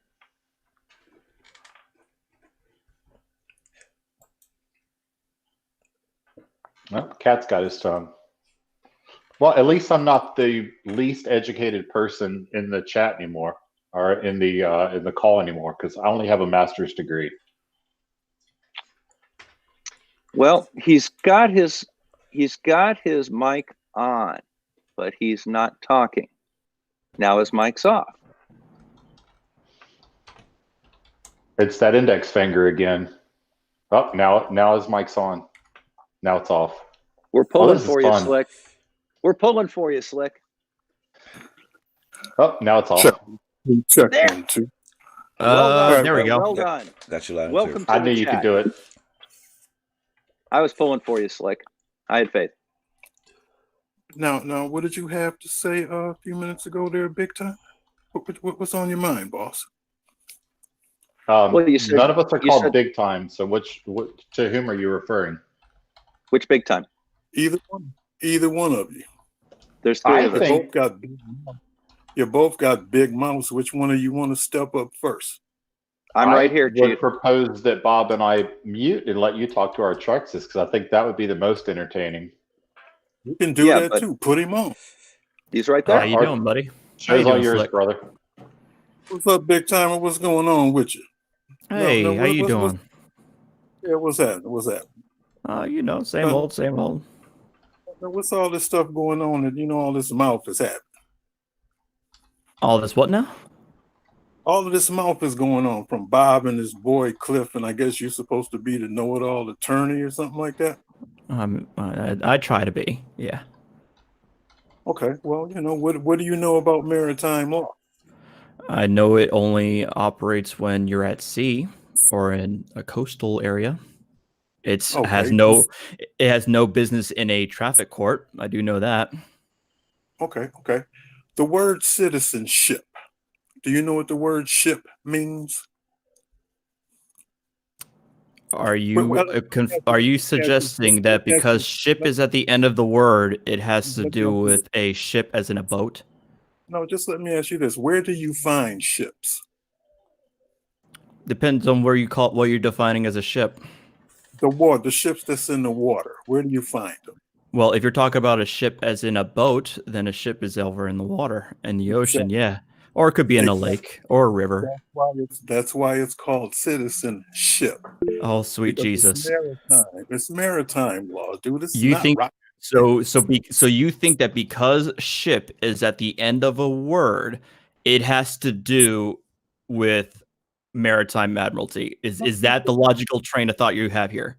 So can you only worship when you're out at sea? The conversation is much bigger than that. I just gave you one sentence. It's a whole lot involved. It's not something that you're going to uncover in a word or two. Well, slick ends with the word ick. Does that mean you're icky? Are you stupid? I think Bob is using the exact same logic that you are right now. Well, so like I said, dude, it's just something that you have to research and understand. If you haven't researched it, then you're just talking out of the side of your ass. Have you done any research into maritime law and understand that that applies to the U.S. corporation? Don't you know that there's a difference between the U.S. and the U.S. of A? Do you know this or not? I know that there is no distinction between this, and that it is a made-up distinction that people have invented. Okay. So when they ask you, are you a U.S. citizen, doesn't that mean when you say yes, that you are declaring that you are not a United States of America citizen, but you are a citizen of the U.S., which is a corporation? I mean, the U.S. being a corporation is really common knowledge. You're already making presumptions without evidence. You're making presumptions without evidence that the idea that the U.S. is a corporation. You're already making this presumption, and I reject the presumption. You're going to have to prove that the U.S. is a so-called corporation as you define it to be. You need to define your terms before we can have any discussion here. Under what government is it incorporated? Under what government is the U.S. incorporated? This is a mainstream story that I'm relaying to you. This is not coming from me. It's coming from your mainstream. It's everywhere. I'm surprised you don't know about it. I know about the claims made. I don't know is where it's actually recognized as being a valid train of thought or legally valid by any institution. Okay. I know their claims. I know the claims. It's like, don't get me wrong. I've researched the claims made by folks who ascribe to your ideology. I know all about them. The question here is whether they have any validity whatsoever in among any institution in the United States. Okay. Let me ask you this then. the names that's on your calendar, are they not Roman names? Are the names on my calendar, as in like Names the of the months, current the Gregorian names of the calendar that we months, have? the names of the months in your Gregorian calendar. What types of names are those? I know that two of okay, I'll humor you a little bit here. I know that two of them are named after Caesars, July and August. I don't know Okay, what can you bearing that has, what that has to do with anything, but go on. slow down? Can you tell me why that is? Because we probably had its origins in Rome, in ancient Rome, I guess, when we had our first calendars. Again, I have to ask what this has to do with our current Because laws. that's what I'm trying to just what I'm trying to tell you. In your mainstream stories, when you read into them, you will see that you are living under Roman law. And this is hinted at because of the calendar that we used. It's just a small part of a very large story, young fellow. I'm just giving you the tidbits of it. It's something that you have to look into. It's not something that me and you are going to have a discussion and figure it out over a couple sentences. Either you're interested in checking it out or you're not. That's not my business. I've looked into it for Well, years. I will admit this whole sort of usage of the calendar thing is a new one on me. I've heard of other theories that try to associate Roman civil law as if it has anything to do with what's going on here in other aspects, but the use of the pointing to the calendar is certainly a new one. But your It is whole it is original. Now hang on just a second. Now Slick, you came in here and said that because of the names on the calendar, that somehow gives authority to Roman law here. It I isn't didn't something say that you're that. going to go off and look I didn't at say or we that, should Bob. look into Strawman. later. You said Strawman. that. So put your evidence Strawman. on the table and listen to the attorney respond to it. Straw man. We also use Hindu Arabic numerals for our math. Does that mean that we're under some sort of Arabian law? Let me ask you this. Let me ask you this. You and Bob, have y'all ever researched that the United States is under Roman law? Now, just yes or no. Have you ever researched that or not? We are not under Roman law. We are under American law, which in part, and we'll let the professional answer this fully, but in part. But I'm not asking a professional, Bob. I'm asking you and Cliff. Have you ever researched that the U.S. is under Roman law? It's just a yes or no, simple question. We are not under Roman law. So yes, I have researched it, and no, we are not under Roman law. We are under American law. Now, there are some aspects. Let me answer real fast, Bob. That are based on laws that were present in Rome. Yeah, to answer his question, I just did. It took me like 30 seconds and I'm done. I've researched it. Thank you. No further questions. Well, you can step down from the stand. You were on the stand. You can step down. Okay. There we anyway, go. To clarify. Okay, for the audience in there, the where Slick is going at is that the origins of our laws of the United States come from England. England's laws are what's called the common law. Common law is a very distinct form of law, and then there is civil, and then there is civil law. Civil law and common law are two distinct forms of law. Civil law has its origins in ancient Rome, where it's not done by precedent. In other words, civil law has laws that are explicitly written down and are not subject to judicial precedent. In other words, whereas the common law, in the alternative, the common law, a lot of the laws that we have in England came from England, are called judge-made law. In other words, there are decisions by judges in certain cases, and as time goes, the laws are interpreted and read and expanded or contracted based on judicial precedent. And usually, judicial precedent is what determines the validity of a certain situation. So, for example, I'll give you a perfect example. The common law form of burglary is the unlawful breaking and entering of the dwelling house of another at nighttime with the intent to commit a felony therein. There we go. I got my 1L skills here. And isn't all that of called, those all of those factors were formulated over several decades, if not hundreds of years, by judges in certain circumstances when people are brought in. What happens is in the U.S., has followed the laws of England, but has also codified a lot of these laws. So the United States is a mixed system. It has both written laws that are codified, but it also adheres to stare decisis, in other words, judicial precedent. Now, where Slick needs to go into... I was going to try to sound smart and say stare decisis, and you just took that away from me, you dick. Now, what Slick wants to bring in is this idea that the U.S. is somehow under a certain form of Roman civil law that's not valid, but it's secretly upheld and not known by the people. And apparently, you're getting this idea due to ship being at the end of citizenship and a calendar that we use that has Roman names in it. I think that Slick has a point here, and I'm gonna go right along with him. Except I'm gonna make a slight variation. I think that the ultimate law is Shia law, and I'm going to argue all my cases from Shia law, and I think that that's the underlying legal system that we should be doing. And if I make an argument that's valid under Shia law, I think the U.S. court should bow to that. Our Texas, what you have to understand is there's two laws. There's a law of the land, and then there's the law of the sea. Shia.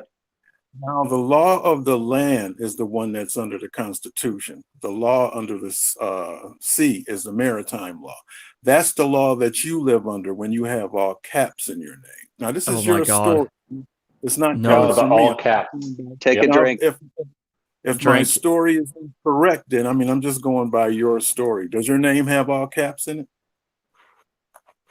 Can you please cite to me where the idea that that the grammatic expression of one's name has any kind of legal validity or legal standing? It's not grammatic. It's not grammatic at all. Go look because all caps is what's used in corporation. No, you're going to have to cite your story. You keep saying that this is our story, and you need to cite an example of where it says that if a name is spelled in all capital letters, it automatically makes it a corporation as you define it. I need you to cite your sources, sir. I understand what you need, sir, but I just came on the show because Cliff and Bob got a big mouth. I didn't come on here with citation sources. I'm just telling you what the story says. If you don't, understand it, that's up to you. If you don't care to look into it, that's up to you. I really don't care. No. Came on with silliness. Again, Slick, yes, I came on to address you and Cliff's big mouth is what I came on for. Slick, I have to emphasize, you keep saying that I haven't read up this. I have read this. I have.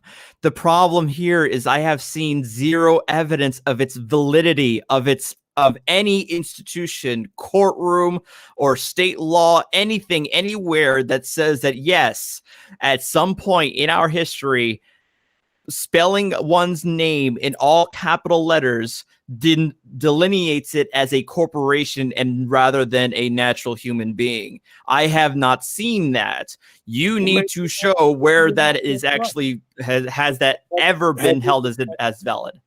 Slick, if I spell my name in all capital letters, who do I register that corporation with? It wasn't done by the individual. It was done by the United States of America, represented by your social. Now, if I spell my name in all caps, who do I register that corporation with? It wasn't done by you. As a matter of fact, it's been illegally done to you. Citation required.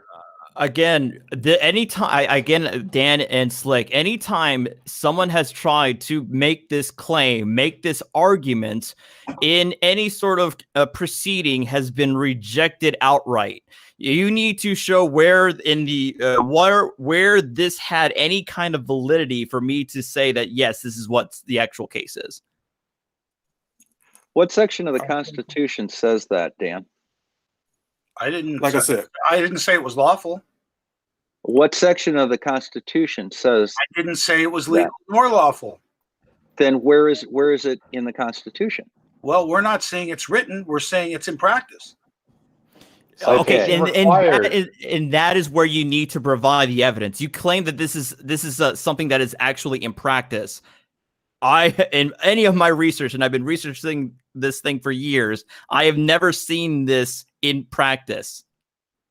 Can I our text? Maybe you're not that bright, dude. Maybe you have to understand that you're not the brightest block in the that's cute of you to say that, but you haven't provided anything of substance here.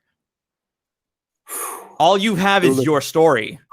How did you find it, Slick? I'm on my phone. Dude, it's simple. Look it up. How did you find it, Slick?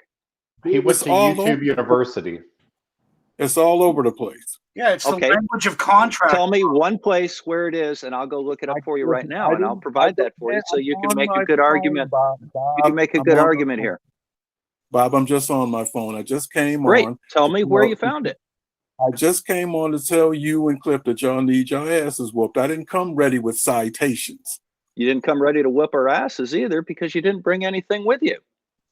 You showed up empty-handed, like all flat earthers do. Come whip my ass. Your own mainstream, dude. It's mainstream. Great. If Point it's to where it mainstream, is, you and I'll should be pull able it to up for you cite right it. now. Yep. Point me to where it is, and I'll pull it up for you right now, and we'll look at it. Dude, I'll tell you what. Google U.S. is a corporation. Google that and see what you come up with. Yeah, because you guys are in denial of that when clearly during the Civil War, when there was credit looking to be sought, I think it was from the French, so they could bring arms in, they simply said, how can we bill you if both sides are claiming to be the United States? And a corporation was formed at that time basically for billing, having to do and with who formed the corporation, required. and where's the paperwork of that corporation? Well, you really expect me to have that shit on me, or are you just too lazy? Yeah, I do, because you just mentioned it. I'm going to throw it out here and say that I don't think at any point the Confederate States of America claimed to be the United States of America. I think that was the whole point of the Civil War. Well, Artrexis, can I ask you this? Artrexis, let me ask you this since you're a legal guy. Did you know that the Federal Reserve is not federal and it's not part of the United States, that it's a private bank? Did you know that or no? Please say it's partially private. It's public and private. Okay, here we go. It is a mixed system. Are you going to start? Are you going to cite like the Postal Service? Are you going to cite House Joint Resolution 192 on me? No, what I am going to say that in your stories that the United States borrows money from the Federal Reserve, which is a privately owned bank, and since the United States doesn't have any money to repay it, it uses its citizens as collateral. Now, I know that's the meme that you guys like to present. That's your story. That's not the actual story. It's your story. I didn't write the story. Yes, you did. You looked it up on the internet. I know you did because I read it myself. Okay, so tell me that that's not the case. You're the one who's making the claim here, not me. You got to prove your case. Is it the case or isn't? Where is it this officially noted that this is the case? I didn't have to start stuttering. Is that the case or is it not? No, you bitch, you got to tell me where you got this information from. See, and I'm asking you because you're the attorney. Is this the case or is it not? Tell me it's wrong. It's wrong. Mm-hmm. Mm-hmm. Is that all you got? Mm-hmm. Good one. I'm convinced there. You just pulled that right out of your ass. U.S.'s corporation. You heard it here, folks. You got it because Slick said so. No, listen. I didn't. Listen. I said, did you know that the Federal Reserve is a privately owned bank? Now that's what I'm asking you. Now that's what we're talking about. I'm rejecting your premise, buddy. You can't frame your statement. You can't. You trying to be too cute by trying to frame your question as a fact. I wasn't gonna jump in, but I kind of want to get in on this. I don't agree with Slick in a sense, but at the same time, I do. I don't know if he's meaning to say that the government is a corporation or the government acts like a corporation, because everything that we do, it does run like as if it's a corporation. Whether it be our military, we have to keep money going into that. Have to. Whether it be any other situation, oil or other natural resources, everything that happens, whether it be for our safety or our defense or offense or whatever it is, everything does kind of look kind of corporate. Yeah. Well, I think the problem I have, the problem every here. corporation has to have a president, a vice president, and a treasury. Look at what the U.S. has. So, oh my God. So what Slick is saying is that it is indeed a corporation, and Bob has a great point when he asks, with whom is this corporation incorporated? That would be a good question. Well, it's the same with any corporation, the privately owned banks. The Federal Reserve owns the corp. Now, Actually, corporations are incorporated under their states. I mean, there's a board. Right. Or every corporation has a board. They have a board. Corporations All are corporations- incorporated under state law. So what state law incorporates the United States? Listen, Bob, it's very Answer simple. the question, please. Bob, listen, it's very simple. Why doesn't the U.S. print its own money? Why does it borrow it from a private bank? You just answer that, and you'll have your answer, big timer. What's that have to do with whether or not the United States is a corporation? Because it doesn't make any sense, Bob, for a country to borrow money when it could print its own. Come on, man, this ain't rocket science. Do you think that you can just print money and make it legitimate? Who appoints the head of the Treasury? What do you think the Federal Reserve is doing when they lend it to your country, boss? They're just doing that. Look, They're who backing appoints the head of the Federal Reserve? What do you mean, who appoints it? The president does. The corporate. Thank you. All your corporations. And that's all we got to know. I'm answering you, dude, if you listen. Your corporations have presidents, vice presidents, and treasuries. So they get Did you hear the appointed, answer to that question? Or are you just talking? I'm sorry. He's just talking. I'm sorry. What was that now? What was you saying? You're talking over me. I didn't hear you. Who appoints the head of the Federal Reserve? The boss of the Federal Reserve. Who appoints him or her? It's like Who any. appoints him? Okay. It's the same in any. Go ahead, Dan. No. Answer the question. He doesn't know. We're not. It's not our job to know. It's your Chris job. Berry just answered his question for him. I'm looking up articles of incorporation of the United States Corporation in 1925. I don't know if it's legit. I'm just seeing a date. So if you guys could pursue that, it would make you legit. Here's something else. Okay, I'll answer the question. The Act of 1871. The United States is a corporation. Oh, do not even start bringing up the Act of 1871 because I will rip you to shreds on that. Right, just let's please not move on until we get an answer.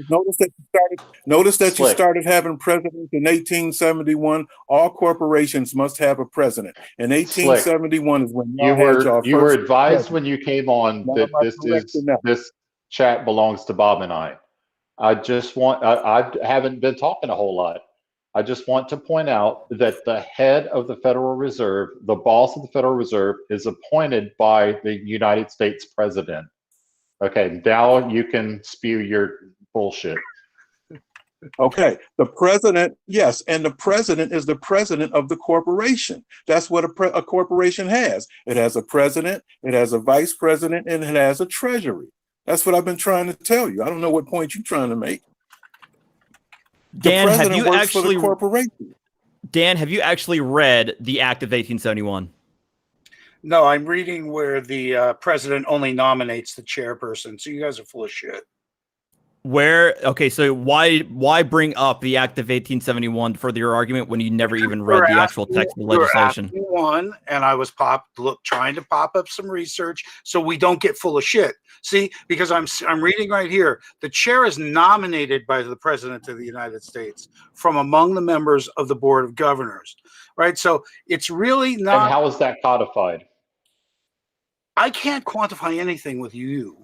I didn't say quantified. I said codified. I don't even know sorry. what codified means. That does not surprise me. Well, it's a form of qualification, correct? Of which I have no stature, which you'll appreciate. He's asking how it's really finalized. Nothing I can say. Therefore, no research I can do to satisfy you. So I'll bug out here, or I'll just mute since I'm ineffective. Well, I'll tell you what, Dan, you did do some research. You put this court filing from 1925 up. Now, who filed this? Yeah, and of for course, what I know purpose? nothing about it, and of course, it went back to 1871. No, but- I want to know about this 1925 court filing that you put up, filed July of 1925 in the state of Florida, certification of incorporation of the United States Corporation Company. Why would you say corporation company? Are you a corporation or a company? None of this looks legit to me. That's why I continued to look and found the. Then why did you put it up as evidence? So this is your evidence. Let's look at it. Tell me what this is. Suddenly, you think research is evidence. You're really stretching it. I know you're looking. No, I'm thinking that you're putting this up thinking that nobody will look at it, and I want to look at it with you. But you'll never get me, right? I want to look at this with you. You put this up. Now tell me what this is. I was casually muted. I can't put links in YouTube. So I put a link where anyone that's being quiet can be healthy and look into it as I am at this time. I'm looking into it right now. What is it? I don't know because I went. Then why did you put it up? Why do you feel this is important to your case and important enough to put up? No, it was important that you knew I was looking. That I was following your conversation. Let me explain something to you about flat Earth. It was just I was following your My turn to talk. My turn to talk now. I let you talk. Let me explain something to you about this. It's just like flat Earth. Simply because you find something on the internet that has a title that seems to support your case, Incorporation of the United States Corporation Company. You understand? You put it up as evidence without even bothering reading it. All right, read this. You busted me with incomplete research, dude. Wow, you're good. I only had. I know I am. 30 seconds. I only had 30 seconds, and I had already moved on the moment I opened it. I pasted it before I opened it. Okay, so we can disregard your evidence on this because it's nonsense, right? Why You're admitting did you show it's up to a nonsense. fight and then try to find weapons? I'm just wondering what happened in 1871. Somebody said they knew exactly what happened in 1871. Take it away, sir. So clearly I don't need to do the research if you're going to tell me the summary of what happened in 1871. Now, are you going to Either accept? way. Are you going to accept it because he is speaking from a position of and can explain it to you? Speaking of a position of practice, My problem knowledge. My problem was you threw it out there, and I took issue with you throwing it out there and then saying that you actually haven't read it. That's where I have the issue with. But if you want me to tell you what it actually means, because I've heard many people cite this as evidence that the United States became a corporation as a result of this act, I can tell you because I don't know if I can share my screen, but I have the actual text of the legislation in front of me right now. And what it was the title. The short title is an act to provide a government for the District of Columbia. In other words, what this was to establish essentially the equivalent of a state government for the territory that is DC.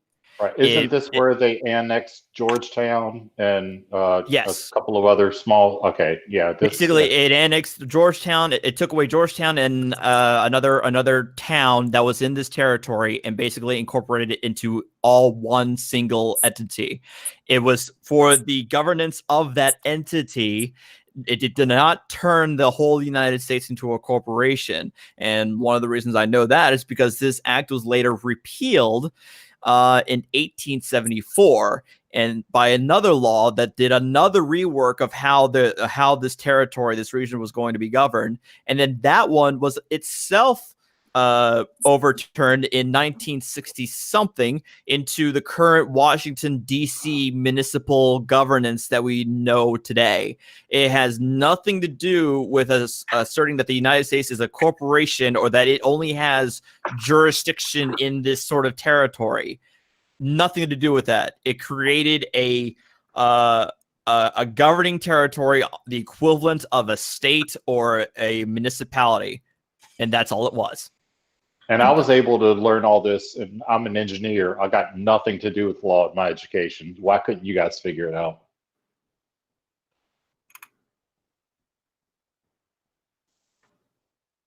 Chris Berry joined. He may have something to add. That's a valid question. Why did it take us less than 30 seconds to disprove your entire argument?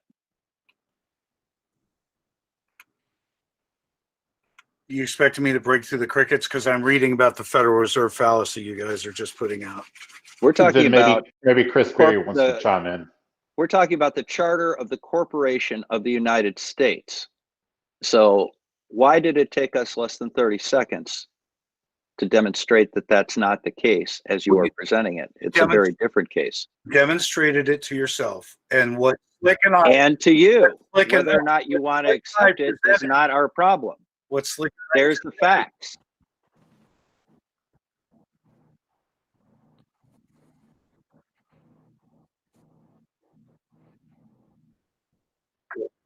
Thanks. And the reason I know this is it is because a lot of the sources that claim this to be true, they cite this statute, and they also often cite the exact date of February 21st, 1871. So they can challenge me on whether or not that this is what this is the actual act they're citing to, but I'm very, very, very confident that this is the supposed act that they claim to be evidence of their argument.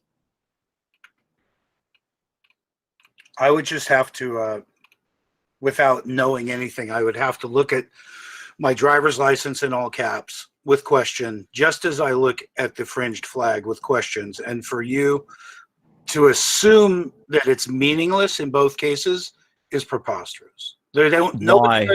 Because meaningless. Well, then you can present evidence to support your case. Please do. Your driver's license is evidence of a tampering in some way of the proper way of writing your name. Why is it improper to write my name in all caps? It's not done. That's not how I do it all the time. I can do it anytime. I'm pretty sure you'll find that personal pronouns are capitalized, not the entire word. You know what? Back in the early days of the Telegram, they were all in all caps. That's meaningful. Do you see now, Bob, what I'm talking about with the Venn diagram of flat earthers and exactly. sovereign citizens? Yeah, like I said, this is basically the independent variable of sovereign citizenship. There is no basis for saying that something in all caps somehow changes its character. There is physical evidence of it, so that's why. Then go ahead and show it to me. Bring it right out. I would love to have your that driver's license and explain it to me. The title of books I don't have an is issue with it. typically in all caps. Does that mean that books are corporations? The title page of my videos are in all caps. Does that mean each of my videos is a corporation? Yeah. Who's the president of your last video, Bob? Well, let's see. It says written and produced by Bob the Science Guy, but Bob the Science Guy is also capitalized in that font. So I would have to probably check with the registry agent. So who would I register that who would register that corporation for me? Who can I call? All right, I'm going to Ghostbusters? put the something out sovereign here. nation of Google. I'm going to put something out here, and I'm sure maybe somebody here can correct me. Is my understanding is that when typewriters first came about, they had all capital letters in terms of their type, because at the very early typewriters didn't have the ability to have both all caps and small caps in their names. And over history and over time, that may have been a standard practice on forms. And maybe that's the reason why a lot of a lot of government forms, a lot of government IDs have the names in all capital letters, and not that it's an example of a grand conspiracy that we're all supposed corporations and our birth certificates are being sold on the stock market for collateral. I've got a better one than that. Slick. You say that we have Roman law here. Were there lowercase letters in the Roman alphabet? Or were they all I'm caps?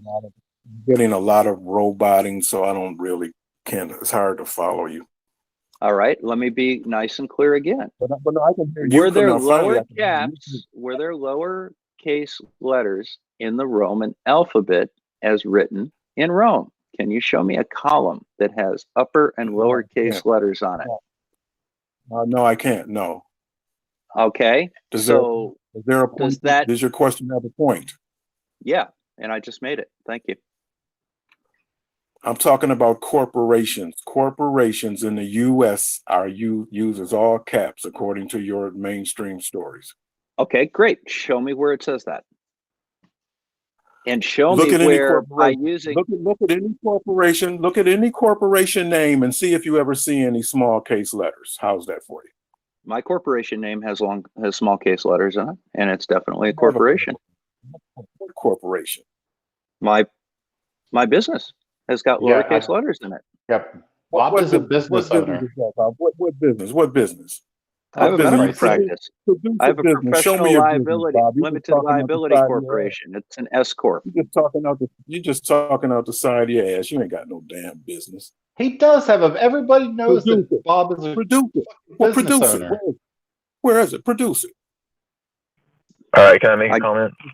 I don't need to. Exactly. I do not need to, because that would be a violation of my privacy. I'm not sitting here doxing myself, but I most definitely a business owner. The only privacy you got is what you pulling out your ass.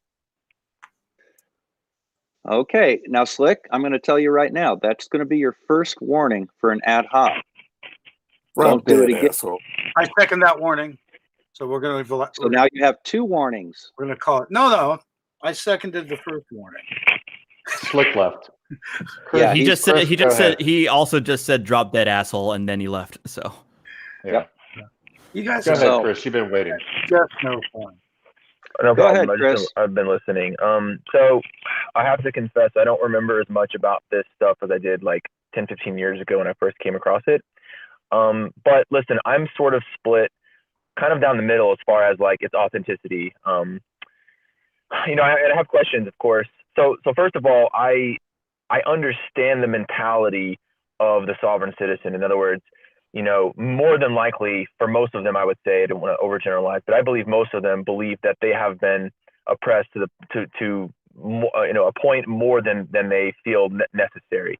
Whether you agree with that or not is fine, but that's my understanding of the sovereign citizen claim. Is I want to be able to do things as a private person and entity without government oppression. Now, with that said,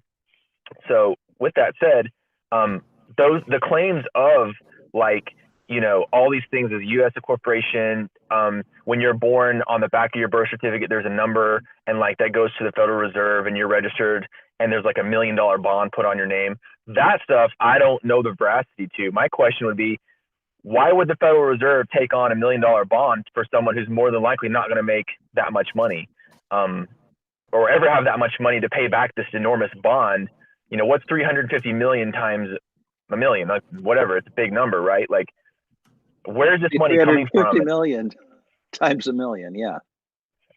Right. I mean, that's and frankly, Chris, that number has changed. I've heard people claim that it's 1,500,000, 6 million, 600 million. A lot of the claims, and I think the problem is that that has its origin as what's called the redemption thing, where again it's your straw man entity is traded on the stock market, and what a lot of con artists do is they tell people, well, here, if you can access your straw man account, you can access that money if you just go to the treasury and input your social security number, and that's your account number, and that's how you're able to get this money out of it. Right. It's a con game. Archexis, are you aware, and I'm sure you are, of a lady named Heather Antucci Giraffe? Yes, I am. All right, let me tell the quick story about her because it's hilarious. All right, she was a con artist, sovereign citizen, and she tricked a guy who was an educated man and a veteran, which sucks for him, but he ended up being stupid. He pulled a scam through USAA Bank, and he bought an RV and a truck and paid off all his bills and all this stuff through her scam. And so, of course, he got arrested, and then she got arrested after pretending to be his attorney. And they went to court, and she did the whole sovereign citizen thing in court and said her figure for this number for the birth certificate was that the government owed her $4 quadrillion. And both of them are currently serving time in federal prison. Okay. Yeah. So listen, right. So again, my point of this argument would be around the right. I'm all about the case of rights and private property and personal rights. Now, when you have these people going out and taking out loans and then not paying them back, and then in court saying, "Oh, I don't have to pay this back because I'm a sovereign citizen," that I don't agree with. Whether or not there is a conspiracy aspect to all of this, whether Federal Reserve is a part of it, whether even any of these things are real around the corporation name and all that, I don't know. I don't really care.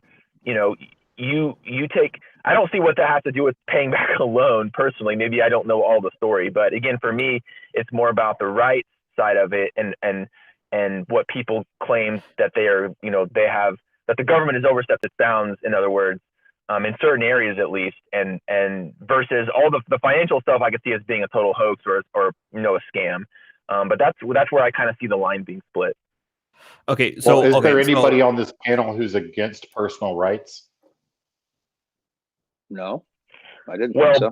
But obviously the sovereign citizen movement has a lot to do with certain rights. Like one of the big arguments that we were talking about earlier on Sean G's Discord is the right to travel without a license, right? I mean, we could talk about that. Right. See, and I was going to go back to our discussion that we were having on the Discord channel is, who determines what those rights are and how is that determined? And that is the crux of the issue here when it comes to that situation. Is it you personally, you get to determine what laws you have to or don't have to abide by? No, it's and we kind of talked about it earlier, is now what I might call natural rights or God-given rights if you believe in a creator. Even if you don't believe in a creator, you have what are called rights from humanity. A lot of people call God-given rights, but basically my understanding is things like all the well, I don't know if it's the first 10 amendments, but several of the amendments are those rights. And the amendments don't give you the right. The amendments are there to remind people of the rights, correct? So I'd agree when with you that. say, okay, good. So when you say I have the right of free speech, well, you've always had the right of free speech, whether the First Amendment is there or not. It's there more as a reminder and a protection. So again, I don't disagree with you at all in that regard. The ultimate, Nor do I.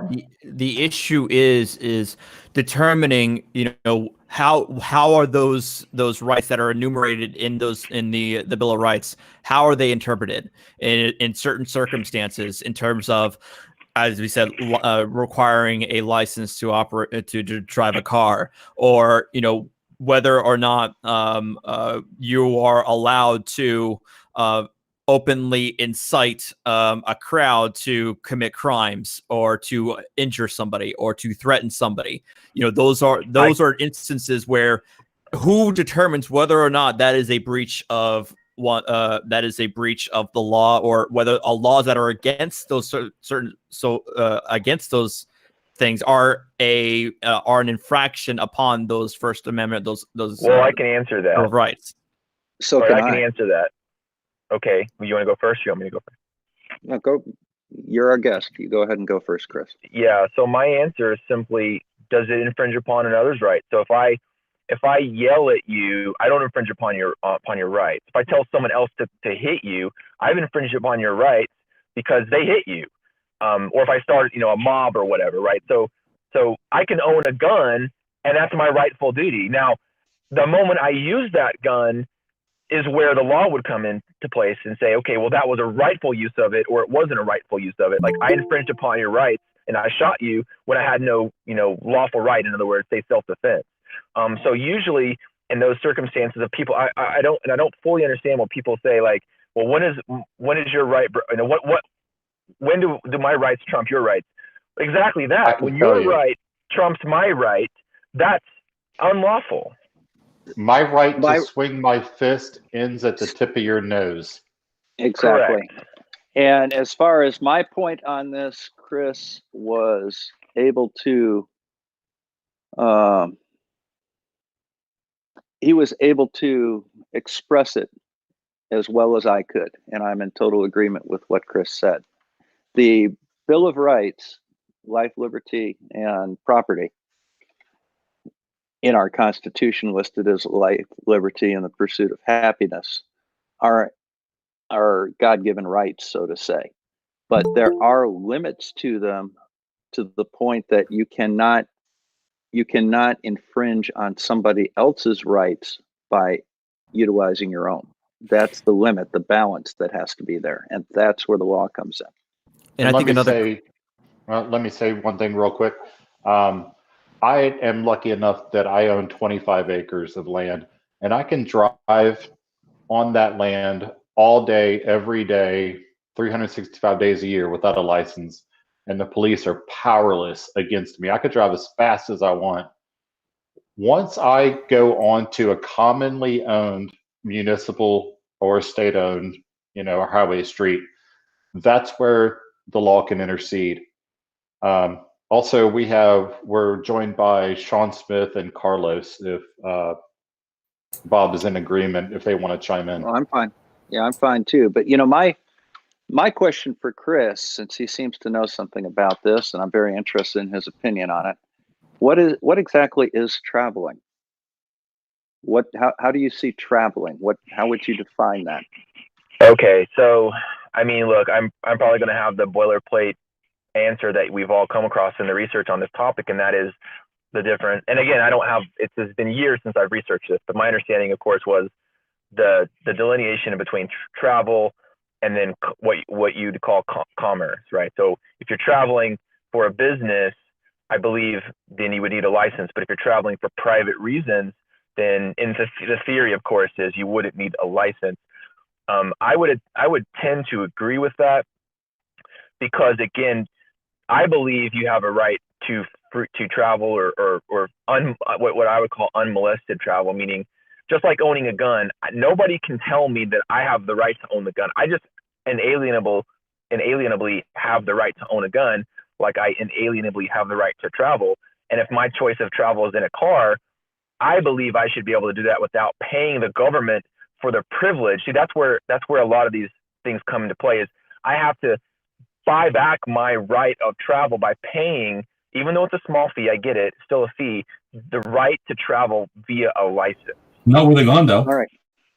All right. I've got a great response to that because I think that you're incorrect. And if you wouldn't mind, I'd like to go ahead and give it, Carlos. And then if you want, let's go ahead and see what you have to say about it.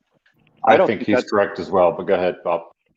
I don't think that the right to travel defines how you travel. I think the right to travel means the travel within the United States means that you can go from state to state without having to pass a checkpoint or pay a toll or anything like that.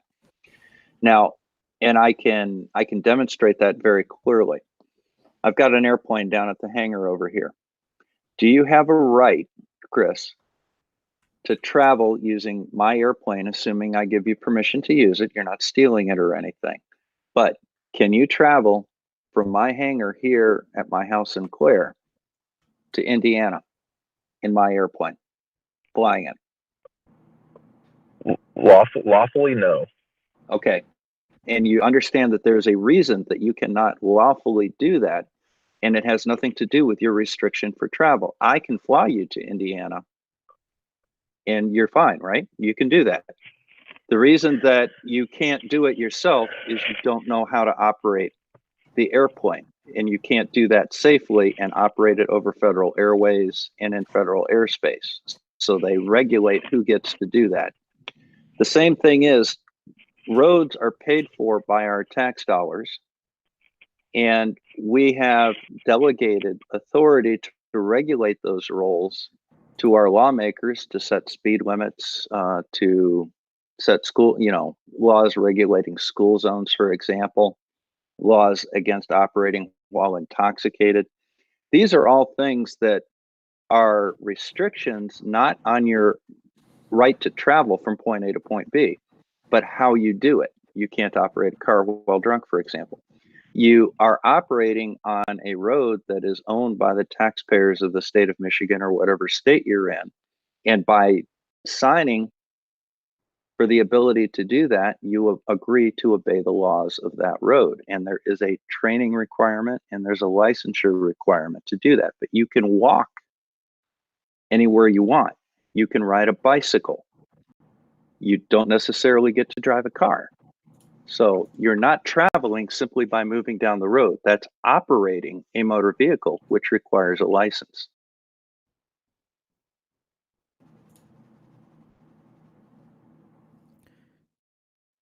Do you disagree with that? Or Cliff, do you disagree with that? No, it's spot on. If Chris doesn't have a response, then let's hear from Sean Smith and Carlos. Hey, I'm sorry. I had to take somebody called me. I took a phone call. I didn't catch the tail end of that, Bob, but I got the gist as far as, okay, well, obviously you don't want somebody flying a plane who can't fly a plane. And I get that. I'm saying you're not being licensed to go from point A to point B. You're being licensed to operate a motor vehicle on public roads. That's what the licensure is. It's not a licensure on your movement. It's a licensure on the mechanics of operating the motor vehicle and doing so on a taxpayer-supported public road that has rules. Right. And I can elaborate on the idea of the idea of commercial versus private, and a lot of it comes down to our people's usage of old legal dictionaries that don't have proper validity and that and are arcane for a reason, because back in the day, the olden days, driving did not used to mean operating a motor vehicle. Driving used to mean a stagecoach or something of that nature. And very often stagecoaches were primarily a private business entity. It was a commercial activity. People tend to not have stagecoaches. And that's where you have the idea of driving coming from. Thereafter, when the automobile came around, people were replacing coaches with cars, but they still called them drivers anyway. Well, the usage of driving and operating motor vehicle exploded to where so many different people, even people who weren't using the car for private use, for commercial use, started operating them for their own personal use.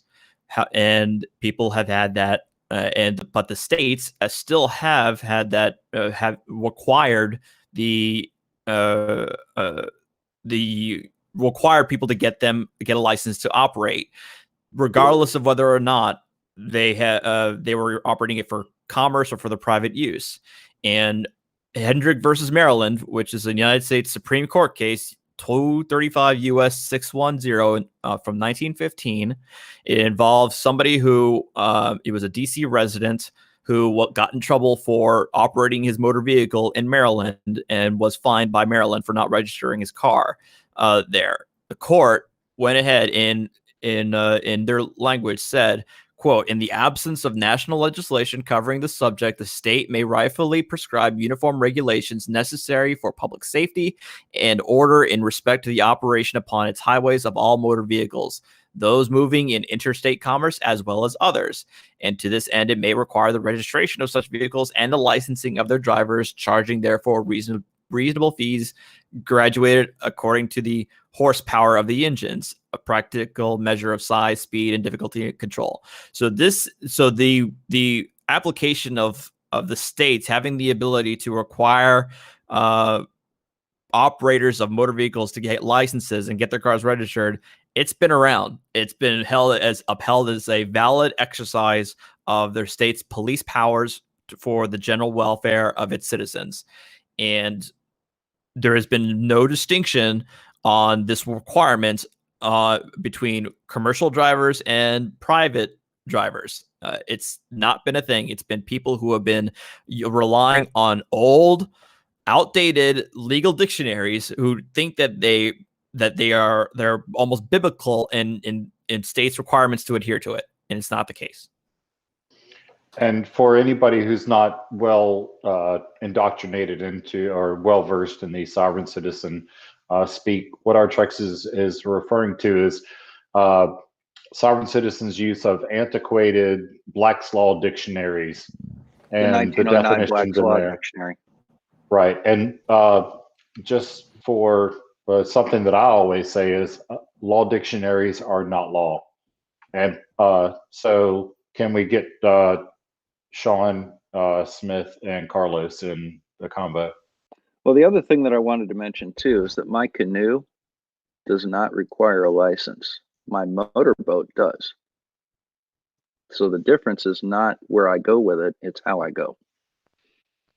Yeah, and your captain's license or any vessel except for personal watercraft with no motor requires one. And well, you that's need a just because captain's you need to know license. you need Yeah, to you know need where you have to go for navigation and things like that. Yeah, Basic, and a captain's license would be life-saving. for commercial, commercial operation and carrying passengers and cargo. It's not for my Right. pontoon boat. No. But it's always good to know, you get the more information you get, the better off you are. And I think that's an issue with a lot of the people that come up with these sovereign citizen. They get caught up in one part of one sentence or something like that, and they base their entire lives around that one statement. But they don't take it as a whole when it comes to society or other people's property, things like that. So, they think that their right trumps everything else. And, unfortunately, that's not the way it is. I can own guns. If it was proven that mentally I was not allowed, then, it would be a different story.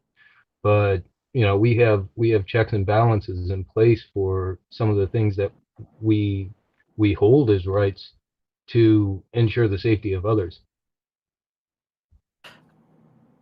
Well, yeah, when my a member of my family, I was about to say who he was, but a member of my family was having seizures, and just out of the blue, and they took his license away. That was an absolutely appropriate thing to do.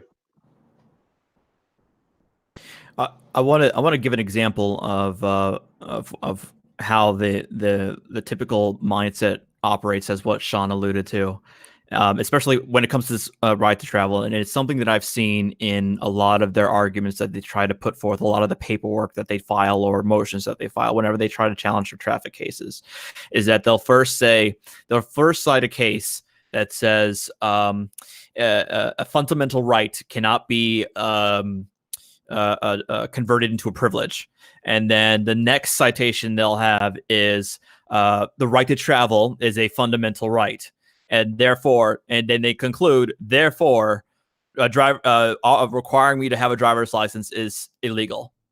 And that's their entire chain of logic that they do. Little do they know that the first quote that they say, a right cannot be converted into a privilege, is Miranda versus Arizona.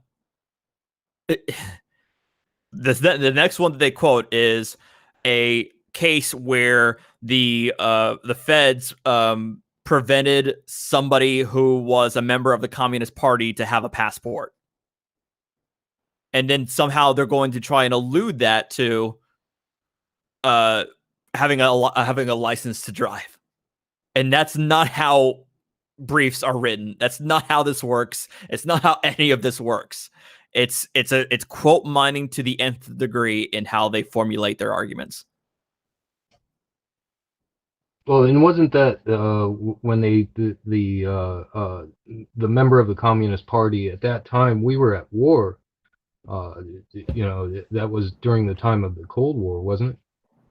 It was in the God. I've got to refresh my memory, but the case that actually I think I have it right here is, I think it's Kent versus Dulles, and let me I can think of bringing that up right now.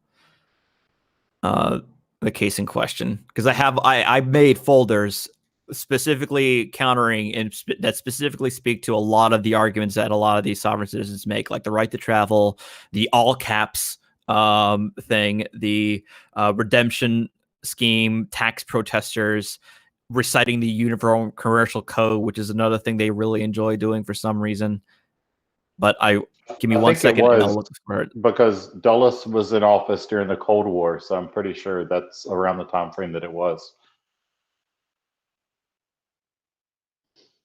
And Carlos, do you want to chime in? No, I'm in agreement with most of this guys stuff you guys were saying. Very early the decade, I used to watch all these videos and follow the same thing of the right to travel and the so-called police abusing their power, but very slowly started talking to different people, law enforcement, looking at the other side of the coin, and just realized that it's not as simple as these guys put it to be. Just coming from a third world country, from a different culture and different type of government, and the things that my dad went through when Nicaragua was under the Sandinistas and Somoza back in the 70s. Yeah, just people. Yeah. Anyway, I found it. And you were right. It's Kent versus Dulles, 357 U.S. 116 in 1958. It involved two people who were denied passports because they refused to submit affidavits as to whether they were or have ever been communists. The Supreme Court reversed the decision to withhold their passports because they had to actually, the people who were denying them the passport had to actually be committing a crime or have some sort of substantive basis to deny their passports, because it's held that the right to travel, the right to leave the country, is a fundamental right, and you got to have more than just them being a communist as being sufficient, or suspected communist.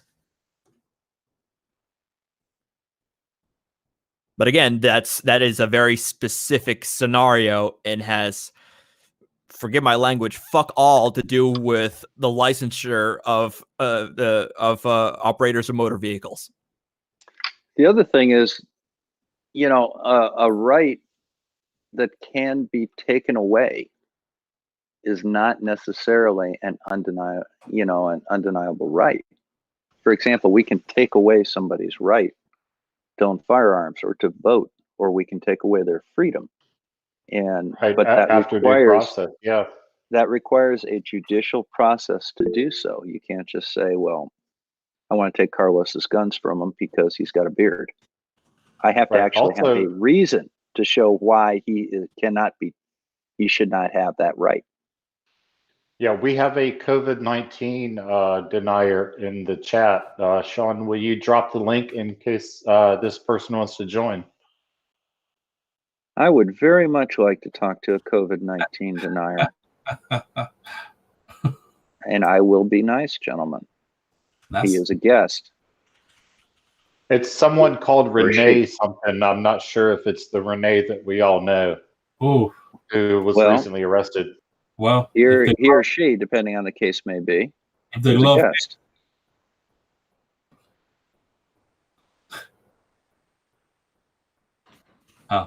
Oh man, it's kind of looking forward to it. Either way, if this person wants to join and have his or her views held up for scrutiny, then please click the link. Well, no, that's grammatically incorrect. I know. I'm being funny. When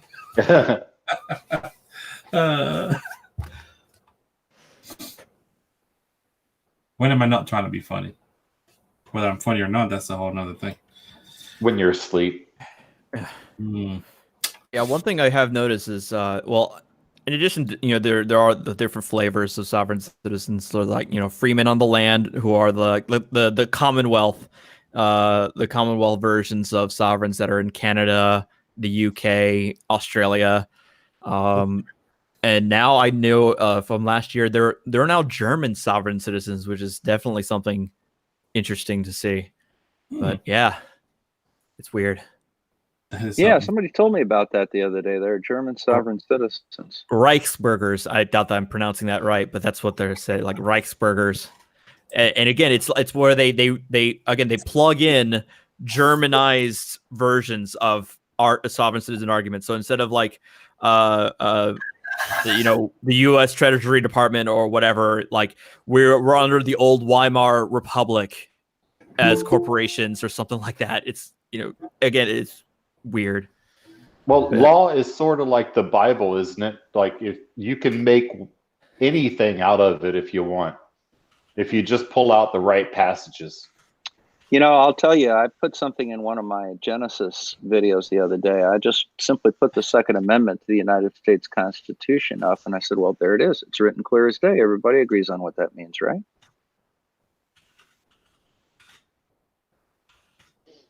Yeah, multiple Supreme Courts have kicked that around and come up with different interpretations.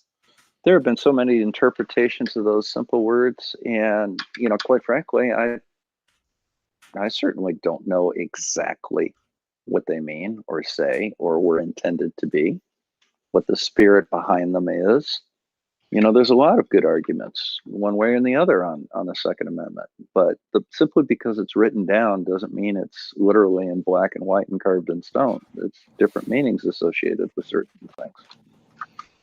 Yeah, well, I have about 20 guns within 15 feet of me, and please don't mess with those.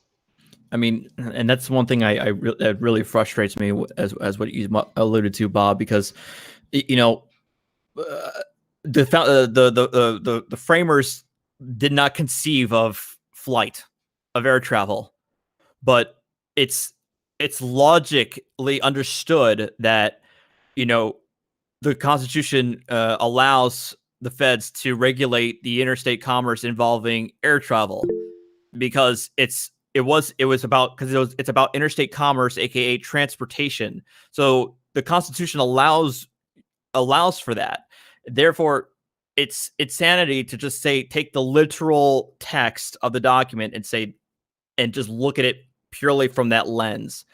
And that's a lot of what they do, and it's a typical example of how they try to mold the Constitution to fit their aims. They claim that they're not interpreting the Constitution when they really are. I guess that's the best way of saying it. I definitely think they're interpreting it. And, when dealing with something like aircraft or space travel, there's no way that they were able to incorporate that in the framers did not anticipate that, nor did they make allowances for it, but they discussed things that were related to it. And because they discussed things that were related to it, if the relationship is strong enough, they could apply it. So sometimes this gets a little convoluted. Like, why does the federal government have the ability to regulate cannabis, for example? Okay, why is that not something that it's not in the Constitution? So why does the federal government have that? That should be a duty of the states to regulate it. Well, the reason that they regulate it is under interstate commerce. Because there was some case during rationing in World War II or even World War I, I don't recall which one it was. But some guy said, well, there are quotas being put out for barley. I'm not selling my barley outside my state's borders. Therefore, I can grow all I want. I don't need to obey God. them. I should know this. And that is a really good example of sound logic. That does make sense. But the federal government took the position that by growing excessive barley and selling it within your state, you're depriving a farmer in another state of growing his regulated barley and shipping it and selling it in your state, because there's no need for him to do that because your excess barley is there. Therefore, it interferes with interstate commerce. Therefore, we can regulate it. Yeah, I mean, I kind of disagree with that decision. It was a brilliant strategy to use and kind of makes sense, but they can interpret these things in a little stranger way than you normally would.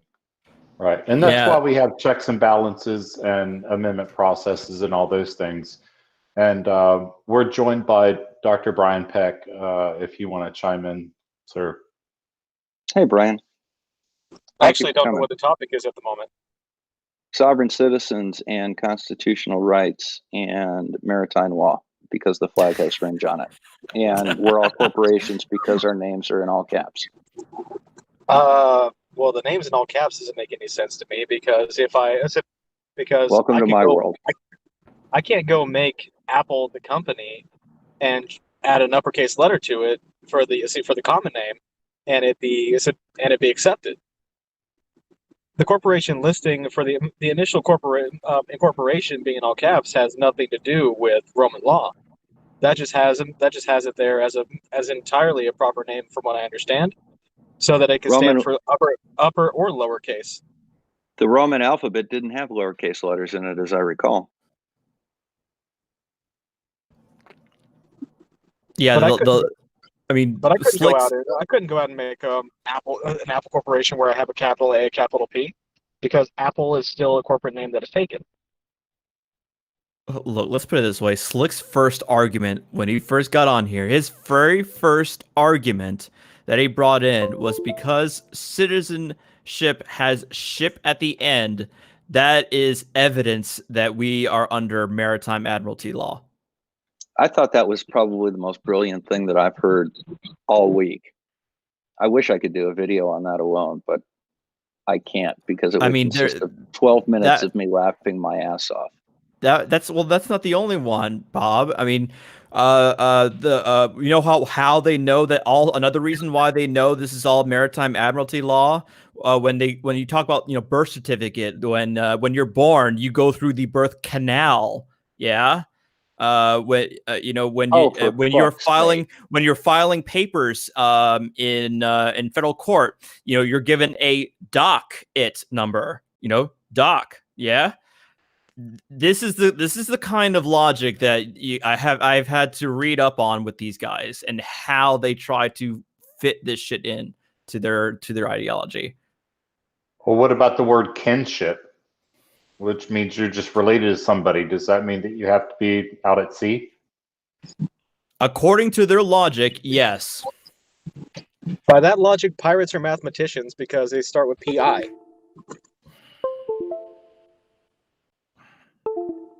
That actually was really good and original. Yeah, it took me a second to process that even. No, I was just stunned at how great of a phrase that was, man. That was brilliant. I appreciate that. I'm just I figured it wasn't funny because Sean didn't laugh at me. Pete Shea would have a ball with that. Oh, Pete Shea's all in on it. Oh yeah, he's a sovereign citizen as well.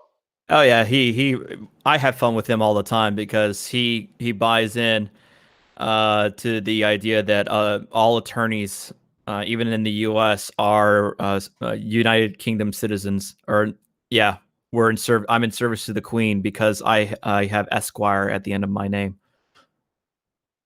which is a noble title apparently. Well, he thinks that because I served at SEAL Team 2 as a non-SEAL operations officer means that I was an operative on SEAL Team 6.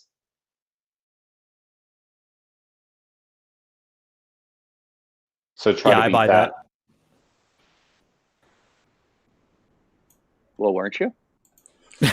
I hate to jump in, but I had to ask. I don't hear a denial. I had to ask the question, Cliff. Do all SEALs know how to drive boats? Yes, and that's actually yes because we have what's called SBT, which is a boat team, and so yes, all SEALs are coxswains on boats. So take that. That's an inside joke, so nobody's really going to understand what the hell we were just talking about. Yeah, carriers are boats too. And I was Army, so I sure wouldn't have any idea what you're talking about. I thought you were in the Air Force. Well, I'm not really, but kind of now. I'm a scoutmaster. I'm a scoutmaster. I always accuse Team Skeptic of being in the Air Force, and he gets really mad at me. No, but actually, I wear an Air Force uniform now, but I'm a scoutmaster. Well, that's a noble undertaking. Yeah, I was commissioned in the Army. I'm not commissioned in the Air Force. I'm not a commissioned officer in the Air Force. I just look like one.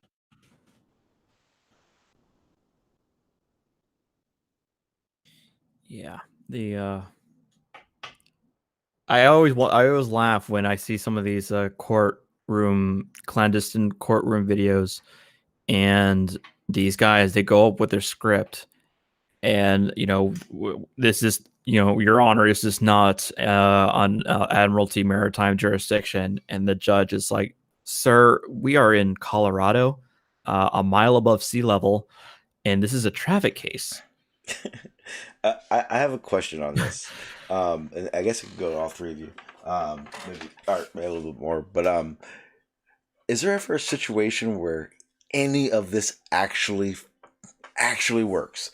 Like, is there a guy that's like, he understands it so well, and the government F's up here and there, and he's caught him every time? Is there a situation where this works? I've never seen it. In the instances that I've looked, in many instances where they, in traffic cases where they tout that they got away with it, or that their case was dismissed, oftentimes they don't actually show that it was dismissed on the merits. And in the vast majority of the time, it's what usually happens is that the cop didn't show up, and therefore that's how they got their case dismissed. In other instances where it's a federal case, oftentimes they on appeal, they claim that they were they were so stupid that they put this argument out that they had no reason not to believe the bullshit that they were spewing. And I've only seen maybe 2 cases of that happening. So in other words, it wasn't that they won on the merits, is that the court bought into their claim that I was so stupid to think that this worked, that I was, mentally unfit to be able to proffer up my own defense. Yeah, I've seen both of those, and all those instances I've commented and say, please show me where it was dismissed based on merits, and I never get a response. Could it be like the only time that happens would maybe be like if a prosecutor doesn't got their P's and Q's correctly? Yeah, but that's still not winning on the merits. Right. Right. That's still not winning on the merits of the argument. Now, yeah, a better way of that's key. doing it would be to actually find an obscure law that has precedence that agrees with you, and bringing that point up. Or a case And that has gone that way. Case. Okay. That's what precedence is. Okay. It would be And, kind of like if I were caught doing 85 in a 35 mile an hour zone, and then the cop didn't show up to court, and then I say, look, make a YouTube video saying, okay, it's legal to do 85 in a 35. you know, there's obscure laws that are on the books, and there are laws that are not regularly enforced on the books. And that's one of the reasons that you never go into court and make your own case. Even if you are a trained lawyer, you hire an attorney to look for these things. You can feed them information and they can evaluate it. Okay. Now, like, for example, Art, you've done traffic court. No, I actually haven't done traffic court personally. All right. Well, there's a thing in Michigan, and I'm not, don't quote me on this as being gospel or anything. But when you look at speed limits on roads, there has to be a reason that speed limit is set that way. In other words, the road has to be somehow surveyed, or there has to be a document that says it's unsafe to go faster than this particular speed on this road. In construction, when we're planning out roads, it's like a speed of limit. If it's some weird term, but we actually do have to account for that when we're doing drainage on a road. For instance, you'll see different grades and different type of gutter systems and curbs, and that's all based on the speed that the speed limit and the restrictions of that road. Obviously, you're not going to put a high curb on a road that allows 70 miles an hour. Car hits that, it's going to fly. Radius and stuff. Yeah, everything is set to a reason. Even long spans of roads that are, say, 35 miles an hour. Then you see it turn to 45. All these things are regulated to conditions and wet weather, nighttime conditions, traffic conditions, stopping power. Like everything is exactly. But my point is that if you have a long, straight 4-lane highway that doesn't have any really abnormal conditions on it or anything, and they just arbitrarily say the speed limit on this highway is 25 miles an hour. All right, there has to be a reason that it's 25 miles an hour. And you may be able to attack the reason that it was limited to that, or point out the fact that there is no reason for it to be limited to that. And you know, that's something that you could make an obscure case for that actually has better standing in court than claiming that you were traveling. That's why you don't need a license. Yeah, you need a school ground that's 25, and that school shut down, and you got a speeding ticket going 30. That'd be like the only situation I could think of where that would be a merit where like that law is not valid. Well, we've got a road in Kalamazoo that's got a 25 mile an hour speed limit on it, but there's no reason for it to be at 25. I mean, like literally none. It should be a 45 at least. Yep. And people have successfully fought that. They haven't changed anything, but they have successfully fought that, to my knowledge. And that's kind of like an impeding situation, right? Like it's dangerous, cars going slow, trying to get in, that type of thing. Yeah, I can see that there are always these little quirks that can help, that can sway an argument, but the realization, and that's what an attorney's for. Exactly. I mean, to find these things, you don't sit down and do that. You don't sit down and try and do that yourself with no training. Well, one of the things I realized real quick is in this I'm going to fight the Constitution idea, even if the law took it in consideration as, you know, all right, we'll present, well, actually they do, but the realization is even if that's the case, the interaction you have with a police officer has nothing to do with the outcome of your argument. I mean, you can argue as a sovereign citizen, but he's not there to judge you or put you through trial. Your job, if you're going to argue that, isn't that argument actually in court? So it's like, here, thank you for the summons, and I'll do this there. They're arguing with someone who has no. diction over that. No, you're right. You're absolutely right. And oftentimes they try to do that because they want to be able to get out of having to go through the process in the first place. And obviously that usually doesn't work out for them. And oftentimes I do get when I watch some of these videos, I do kind of yell at the cops, like to tell them to stop arguing the law with them. It's not going to do them any good either. And it's better to just say, hey, here's your ticket. You can have your day in court. Exactly. And here you go. Yeah. Because most of the time, a cop will get flipped up sometimes when some of these guys try to be too cute by half. And I think that's a lot of what that is too. It's trying to catch them up, make the officer worried that he may be doing something wrong or mistreating someone he's talking to, and it just adds to the extra stress that a police officer actually has to a real situation. Someone that is smuggling somebody or kidnap somebody with a weapon, they're bringing that aggression and that angst and that defense to a situation that is kind of flat earthy.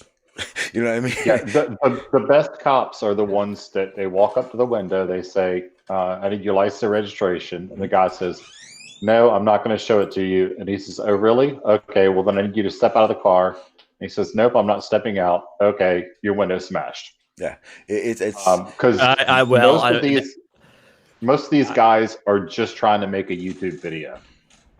Yeah, pray to Trump guy. He's trying to go viral.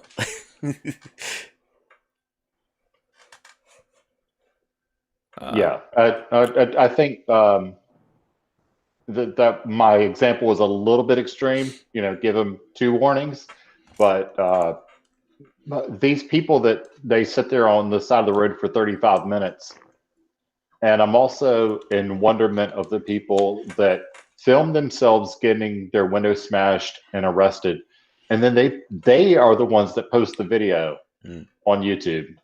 What are they thinking? Well, the thing is that they're not posting the court where this happened, because again, the officers have no idea what's going on. As far as when I was watching that video at the end, the 20-minute long one, I'm thinking, who is this guy talking to?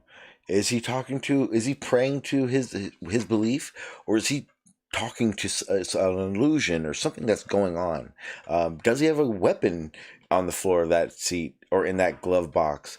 I mean, as a cop, your brain's probably going through 1,000 reasons, and not one of them is, oh, this guy just is acting stupid, let me treat him like a kindergartner. Well, none of those videos came from dash cams or from the police officer's body cam. Those were all posted by the person who was arrested, and in the first case, the dummy that went to the hospital. Those people posted the video of themselves being stupid. Yeah, that's the insane part. The first one, the guy, I don't like. I heard you guys talking about it. At that point, I realized I had to have been muted. But it was odd to me. Is that guy's? I couldn't see that guy is blind. I actually do know some blind people that are disabled in that situation, and some of the cadences that he had were more visual than audio. If you know what I mean. And so this guy calls himself Blind Justice. That's the name of his channel, and he claims to be a blind veteran. And our Trexus is probably aware of him as well. And there's other people that have made lots of videos about him. I have a video on my channel of him getting arrested and screaming like a little bitch once the cops get him on the ground. I'm going to go on a very short limb because I'm pretty sure I'm right. The dude's not blind. He's always holding his camera in the perfect spot. He seems to know where people are. Yes. He seems to know where doors and doorknobs are. Yeah, that's what I mean. He walks straight down sidewalks. Yeah, that was the first time I've seen that guy, and it just, like I said, I've helped people that were blind. I've been around him, and his, like I said, his cadences, the things you do when someone's talking to you when you're not looking at them are different than a making eye contact. And that guy, very much so, before audio, before he talks, he's not talking to hear where he's at. He's talking and he's pointing and talking to the people as if he's looking at the people. He's not just audibly talking towards the sounds of where other sounds are coming from. And it's very different. It gets better. It gets better because he has videos where he's live streaming and he's answering chats. What the fuck? Okay. So hang on. Does he wear headphones? And he has something that he claims reads the chats into his ear, but he seems to be reading them, answering them in real time. Like, when someone's live streaming and they're like, a chat pops up and he says, "Oh yeah," and answers the question. Yeah, because that technology is not that advanced yet. No, it's not. Because I my best friend, he dated a lady that was deaf for a long time, and one of the ways that they talk is it's an operator that actually communicates back and then types to her. And that system is as fast as it gets, because we've talked about this, and there's an insane lag. It's not a system that is instantaneous.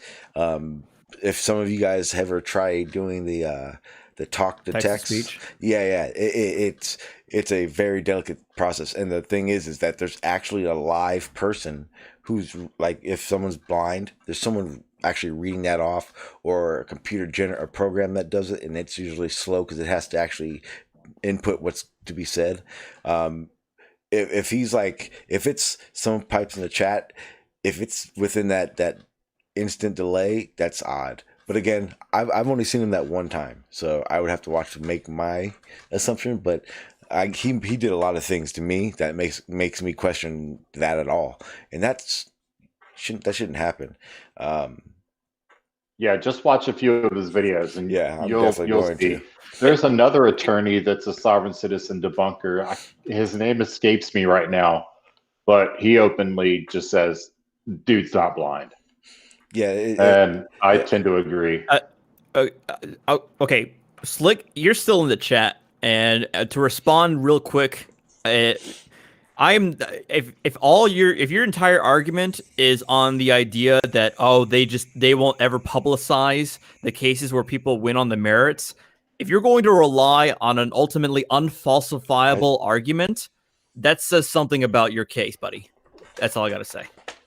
And this Renee guy, the COVID denier, is still in the chat, but he hasn't clicked the link and joined. Maybe he's bitch made.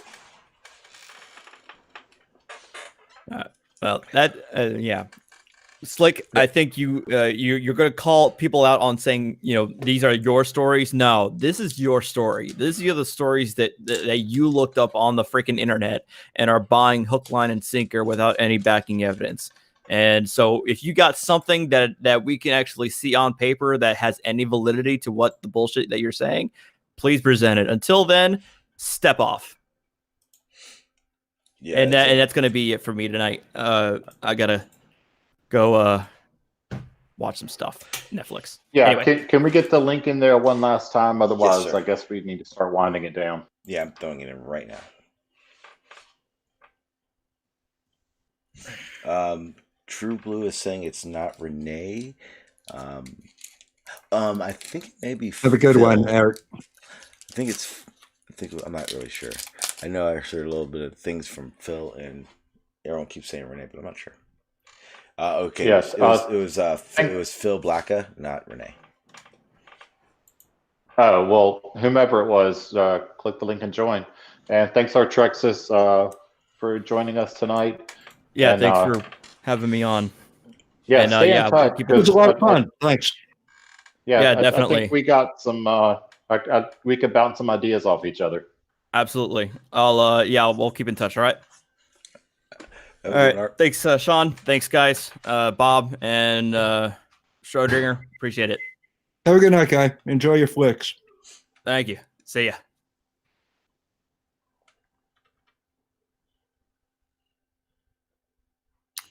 So is he coming in or not?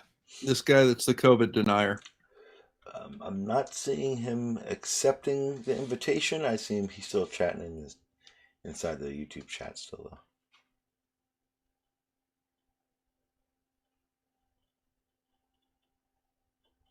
Yeah, if I wrongly attributed it to whomever the Renee guy is, I apologize for that.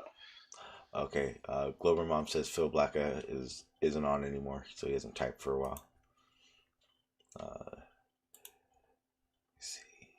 Yeah, he's not in the participant chat anymore.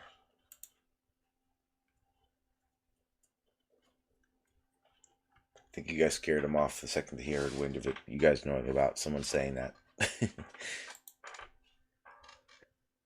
Well, just some of those preppers that or partial preppers, I should say, because they're never ready. Part of those guys that are they make up a part of that conspiracy theorist, sovereign citizen kind of group. You see them at a time like this, and you have to think about it, like what they're doing at this point. It's amazing to me how they can continue to have these thoughts about that the government is out to get them or something. Yeah, I could, and again, some of I have a real, it's a real hard stance when it comes to these preppers and how they assume the law is going to do this and that. Because myself, I am quote unquote kind of one, but with reason. Like I said, I've done a lot of backpack training and survival training out in the wilderness. But the main thing for me is that I'm not waiting for that to happen. I just know that I will be well trained if it happens, and I think that's where these people are really abusing the idea of being prepared. They're waiting for all this to happen, so they're starting to manifest these things to happen, instead of it being something that you are able to rely on once it happens. Yeah, I'm a bit of a prepper myself. I mean, I've got probably a couple weeks worth of MREs and things like that. But that's just being smart, not paranoid. Exactly. Right. Exactly. You're literally prepared if it happens. You're not waiting for it to happen. You're not sitting out front of your house egging governments on because they're going to do something. Yeah, there's a complete different vibe. The thing I like about preppers is they have $30,000 worth of guns, 1,000 rounds of ammunition, and they don't have a water purifier. Yeah, that is. I've got about 30,000 rounds of ammunition and a water purifier. See, for me, but that's because I shoot a lot. The thing for me is when I go, if I were to go out in the wilderness, when I go backpacking or if I go hunting, I do have a stockpile of bullets, but my bullets aren't for people. My bullets are for like, if I have to bug out, how am I going to hunt? And I know that this amount of bullets are going to last me this long. If I'm just, you take a few shots every once in a while, you'll keep your aim in sight and all that stuff, but I know I need this amount to keep me going for yada. There's a difference between prepping for and prepping for it to happen. Plus, what about the zombies? Well, when that happens, then I should suggest throw all your guns out and get some crossbows. That seems to be the best idea because you can always go and retrieve your bows. You mean your arrows? Whatever. Yeah, I'm a gun guy. I don't like the bow and arrows, but I understand when that does happen. The arrows that go out, it's not the bow. But I've got the ultimate zombie weapon. Let me show you. It's a 22 rimfire. Yep. 22 rimfire semi-automatic. I bet a boat with works a 4x better. scope. I don't think zombies can swim. I never got that. Why, when the zombie apocalypse happened, why didn't everyone just go to an island? Nobody knows if they can breathe or not. They don't, and they may even try to build an island, but it would take an insane amount of time, water deterioration, the sea life. I mean, yeah, I don't think they'll ever make it. But what Yeah, if they bit like sharks and stuff like that, and then the sharks became zombies too? Well, what, sharks are nice anyway? What? see, this is what you need for the zombies, man. A gun stock war club. There you go. You got all these different surfaces, and you got a blade. That's what you want. Yep. And it never runs out of bullets. There you go. Or you just get a really big truck and you don't stop. Son, get the zombie weapon. So I've got a question about the. It's just kind of on topic and off topic. When the what's that movie where the werewolves fight the vampires? Twilight. Like we didn't know that. You knew that. Oh, there we go. You knew that. Underworld? No, it's Either Twilight. one. Underworld. Twilight. When the vampires bite the werewolves, why don't the werewolves turn into vampires? Because the blood doesn't mix. Of course. Wait. I thought there were werewolf vampires or something in one of those movies. Just the one. Hybrid? Just the one hybrid. Yep. Hey, if there's one. Selena's boyfriend. Black Swan. Black Swan. All right, That we was need to epic. start winding this down. We're turning into idiots. No, what we're turning into is the Aussie perspective. Sovereign citizen Aussie Jesus. No, they're with their 12-hour live streams. Although I might add, they're worth it. Hashtag Aussie perspective. It definitely goes through for that 12 hours. It's amazing.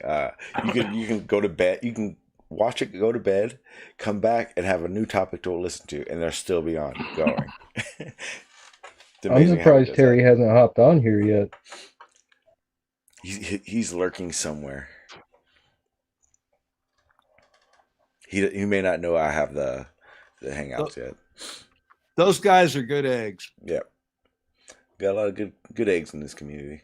I'm happy to be in it. If you guys want to try to get some more people in, or I don't see anybody joining. We can drop the link one more time. I'm certainly game for hanging around. I got nothing to do tomorrow. There we go. And the link is out there. I see Amy Hogan in the chat. Hello, Amy. I'm going to be on the Shills a week from today. Yeah, I like the setup they got now. It's very professionally. I like it. I like the setup and how they have everything going. And of course, Amy's there, so. Yeah, the Shills are great. Yeah. Like every one of them are awesome. Yeah, definitely good people over there. I like that. I like going over there and hanging out and listening to their streams. But and the Uncalled For, which is the nice ladies from the Shills. Mm-hmm. Their streams are great as well. Yep, I listen to them. Taking the piss out of some dudes that got a little too big for their britches. Yeah, I was watching that. It was a good one. And in the future, I'm gonna go ahead and teach Cliff how to live stream because he is confused by technology. But that's gonna be. I'm old. I mean, what the hell? Aren't we all a little bit? Well, I can claim to be retired because I am. I still work, but I'm retired because I came from a profession where you can retire when you're 38 years old. See, that's nice. I mean, I would be able to retire right now. That'd be great. But then again, the checks come every month. The problem is that I have to be doing something. I get stir crazy. Really. I can't work in an office because I've worked construction my whole life. I have to be outside. I got to be doing. I'm a field engineer, literally right now. But still, the checks come every month. Mm-hmm. So all of you young people out there, consider the military. You get to walk away from it after 20 years. and get a check.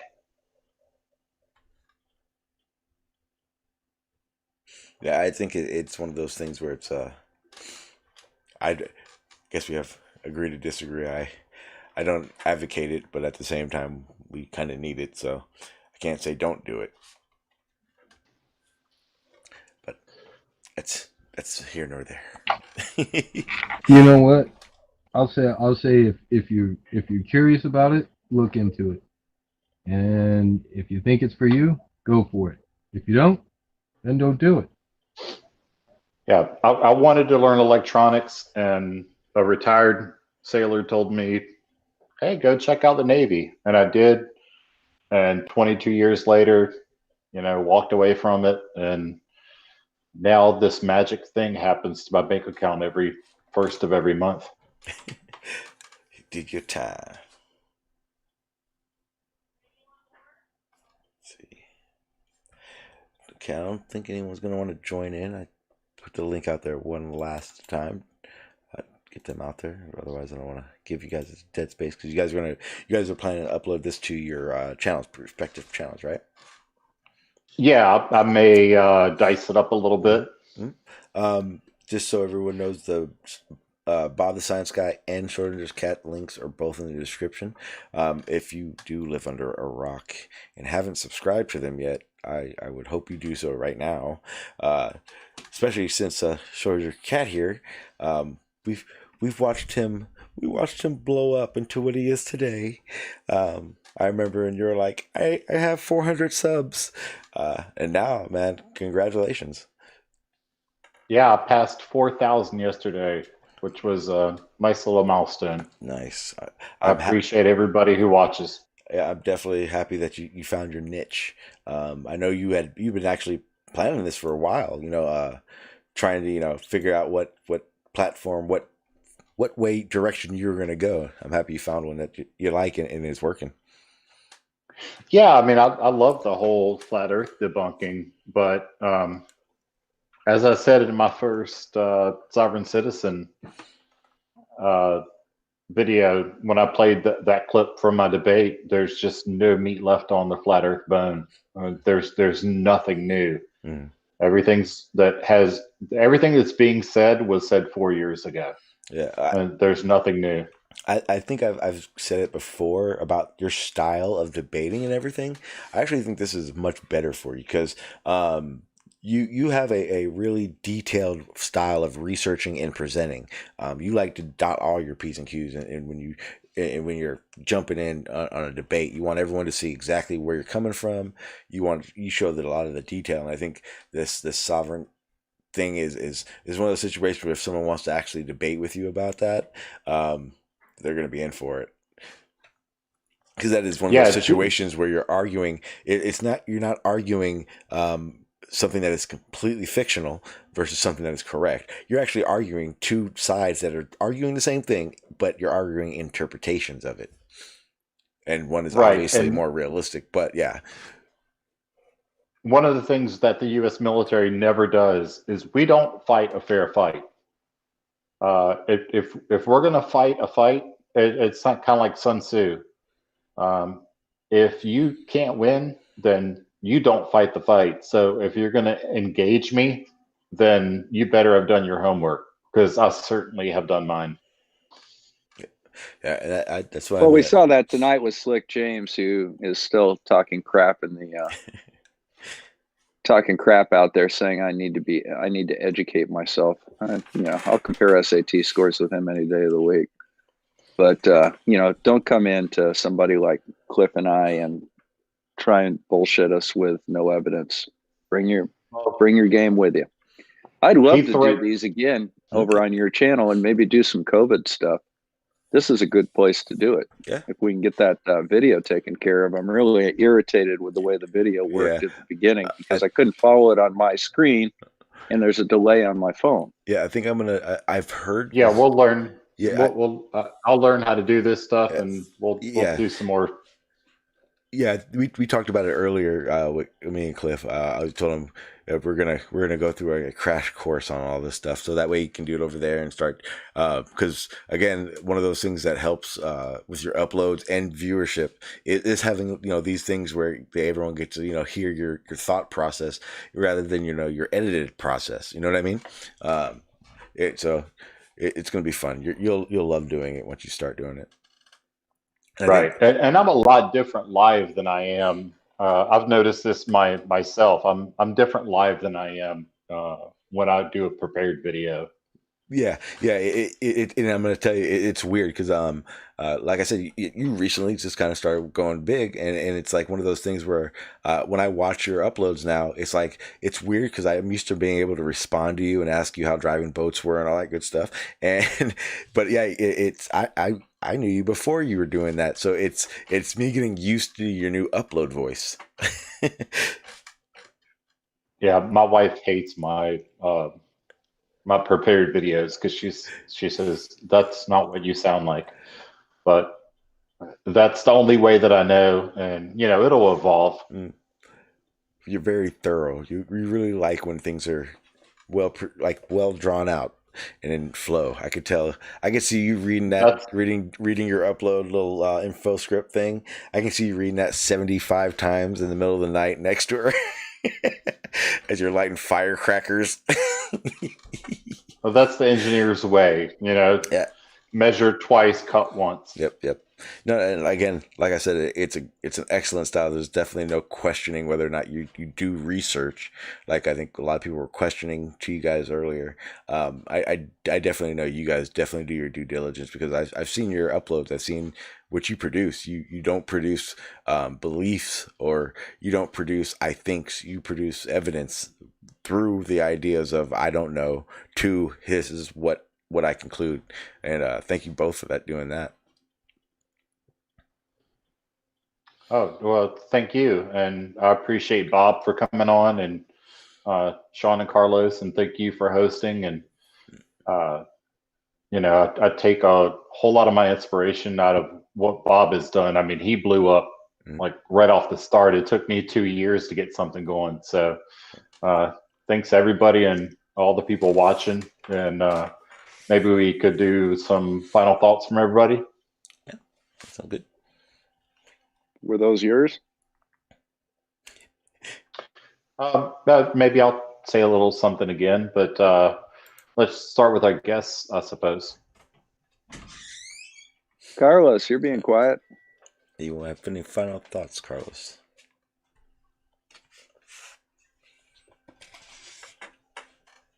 Guess Carlos is away. Sean? Well, that's in keeping with the thoughts that Carlos normally has. So. Yeah, of course. Drifting. Sean, there you go. Sean's ready to go. Well, I think I was going to agree with Carlos. I think that was pretty well said. No, thanks for having me on, guys. I think a lot of people just in misunderstandings, and I don't get it. They're just bored or something. But again, thanks for having me on. Go ahead and if you weren't following these two, Bob and Cliff, head over to their channels. They both put out some good stuff, and just keep looking for the truth. Thanks, Sean. Yep. Thank you. Yeah, I guess my final thought. I appreciate it. Again, I'm new to this. I haven't really heard or seen too much. I'm actually just getting into it now that you've started doing that, Cliff, because you're our resident part of the community that kind of went to that, and I think it's awesome. I think it's one of those things that there's so many topics you can get into it. So I think it's good to show light on what's going on. I think Brian is here. Yeah, it's one of those things. Keep on doing what you're doing, and I enjoyed it. And if you guys ever need a spot to do it, if you both are away from your computers, let me know. And again, Schrodinger's, we got to get together so we can get you going on OBS and going live. Hey, we got a new visitor here. Asso who dropped dead. Yeah. Yeah, let's see what he has to say. I just wanted to come in and say that even death can't shut people up. Thank you, aka Brian Beck. And I'll tell you something. This has been an interesting chat. Now, I think if we can get the sovereign citizen stuff together so we have the videos and something to laugh at, that would be a fun thing to do. But you know, the best thing about it, you know, we've got engineers, we've got technical people, we've got folks in the medical field, and we had a lawyer on tonight. I mean, what a panel of experts to discuss what a wide range of things. Oh, yeah. And, you know, if we can get a core of folks like that, and then, you know, a couple of really well-spoken people come on as well that, you know, maybe aren't in some of those fields, but have a lot more to add to it, as we did tonight, you know, with Sean and asshole who dropped dead. You know, that's an interesting conversation. We can take some stuff from the chat and maybe invite a few folks in to see what they have to say. Because there's some really good stuff here. It'd be really cool to get maybe Blue Marble out here too. That would be another nice engineer to bring on. We could really field a lot of good questions. Yep, definitely. I got a final thought from Jose in the chat. I think Jordan may know what's about to happen. He says, "My final thoughts: First Amendment audits, I support. Sovereign citizens, I do not." I think we talked about that. Yeah. I'm trying to figure out exactly what a First Amendment audit is.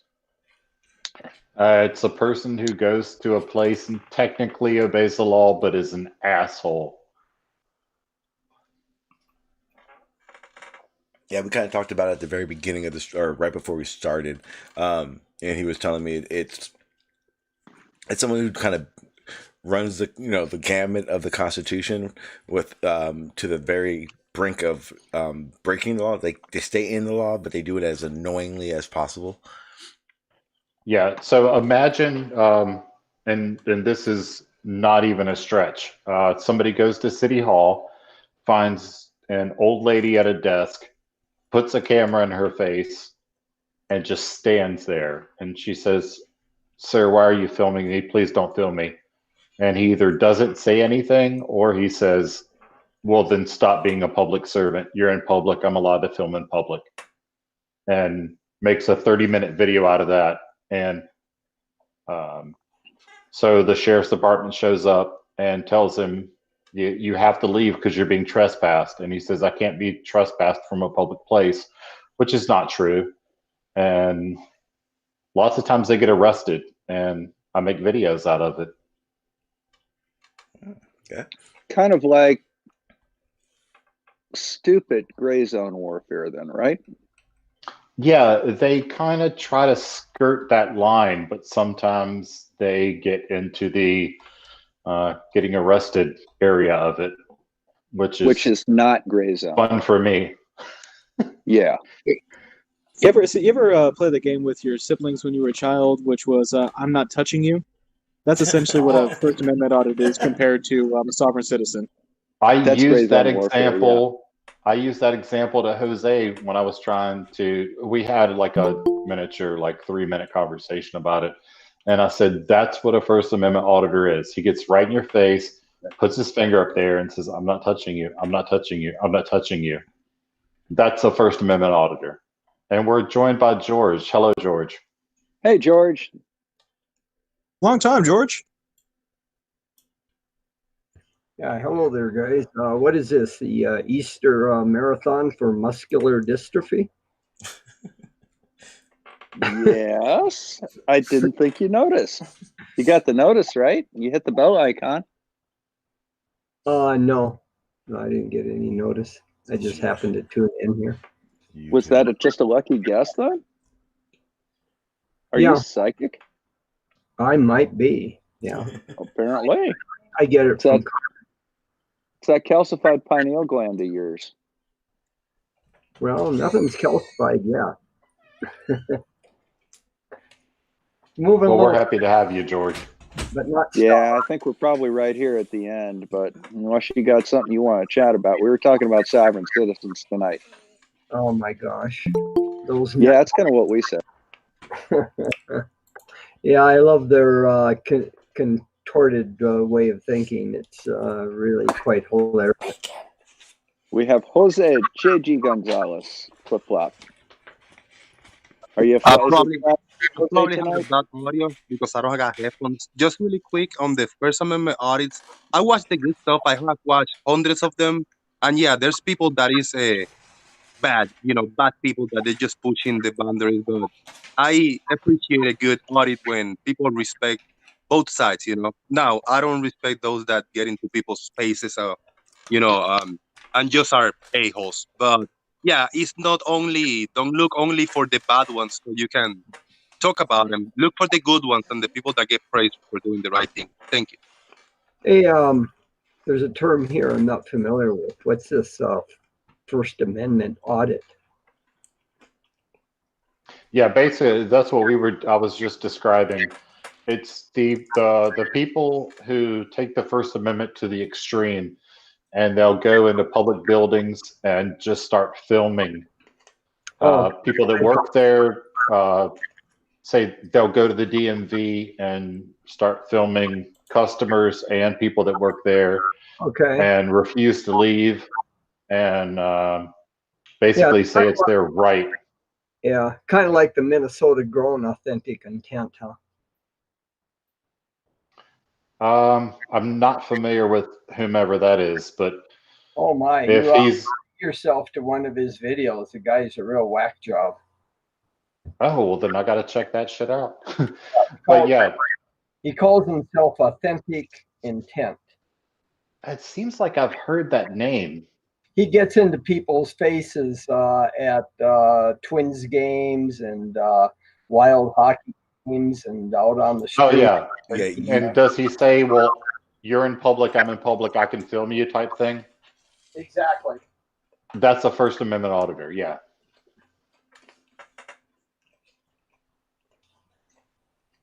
Yeah, that's exactly what they are and what they do. I think a better term might be First Amendment abuser.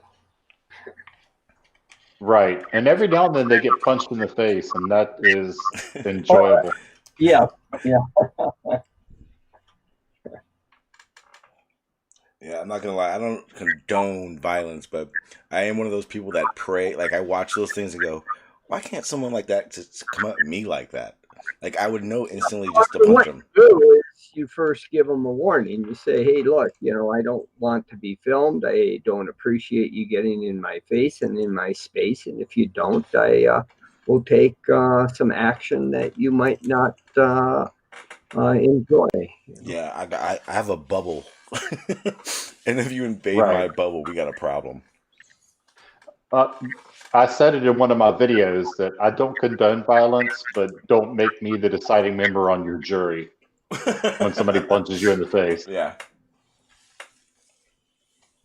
I mean, is duck a warning? I don't know. I guess if Good enough someone for says me. it. I was sure I heard it. Inside your head? So is this First Amendment auditor concept something new, or I'd never heard of it before? It seems to be about 2 years old. I see. I had never heard of it before. It's newer than Flat Earth. It's like a new part of it. It branches off from a failed attempt at something. Yeah. I mean, some of these people have like 50, 60, 70,000 subscribers too. And that's all that they do. That's their job. Yeah. Yeah, I've seen those ones, and it's odd to me that you'll see these guys talking and they'll have 700-800 viewers and they're talking just complete nonsense. Like nothing, no evidence. I mean, it's worse than anything that we've heard here around here. I've heard guys that like openly were like, "I don't have a job right now." Talk about medical jargon like they were there when it was invented, so they know. It's like, oh, that just doesn't work for me. You have no credibility to what you're saying. Yeah, there's one guy, his channel was called News Now Patrick, and he just got his channel shut down by YouTube. He had 50,000 subscribers, and he has a pregnant fiance. And so his entire income stream was shut down because that's what he did. And so I guess that's what a man nowadays calls himself, is someone who can't even provide for his family because he's a dick. Yeah, taking it to at some point you got to just drop all the bullshit of here and step it up. That's just the reality of it. Yeah, get a real job.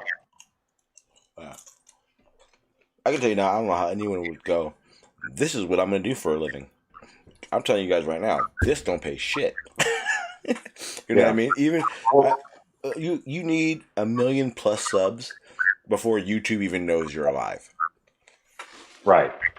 There was a guy called a First Amendment auditor, called himself Hate the State. His channel's still up, but he's in jail because he went to a farmer's market and was filming an old lady who had her little stand set up. Weekend after weekend after weekend, she finally got a restraining order against him, and he sent her grandchildren a dead cat in the mail. And so now he's in jail.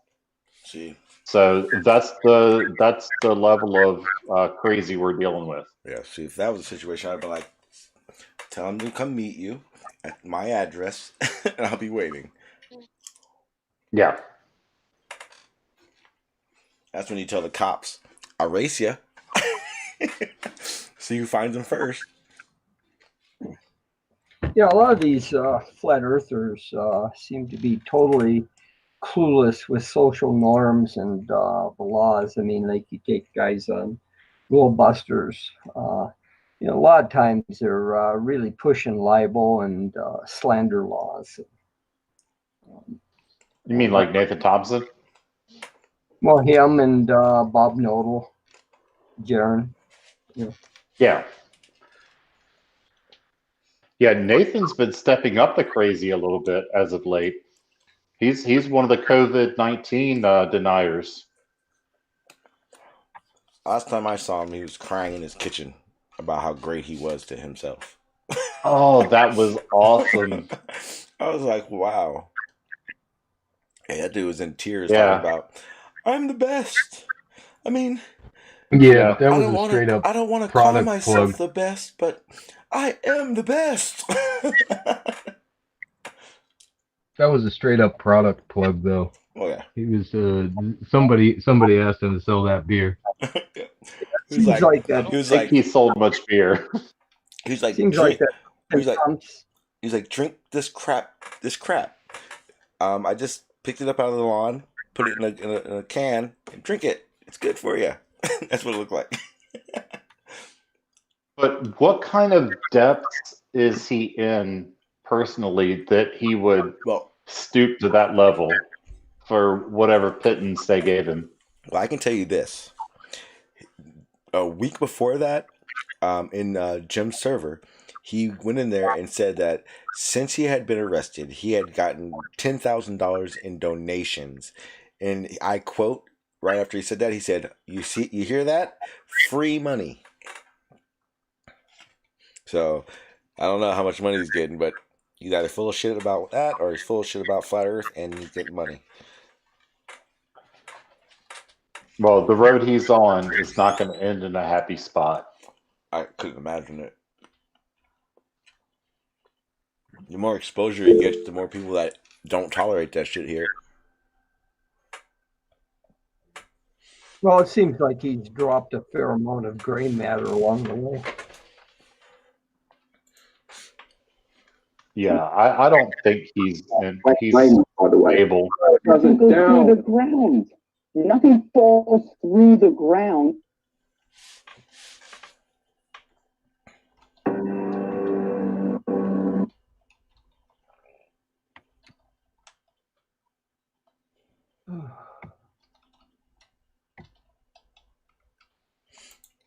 Yeah, I'm afraid if I were at the Dallas conference I would have done more than knock his hat off. Yeah. Inkstone, you are a pussy because I would have done more. No, it's one of those things. Well, you know that Nathan was just looking for a reason to get martyred. He was intentionally getting in people's faces so that he could put it out there and say, "Look, what being a flat earther's got me." Wrong. I just put that in. I can tell you, if I ran across Renee, I would be a happy person. I'd handle that situation. With his arrest in court, did he get probation or fine or what? Or which one are we talking about? Renee, who took the keys out of the utility workers. Has he been to court yet? I don't know. No, I don't either. Probably not. Probably not this early.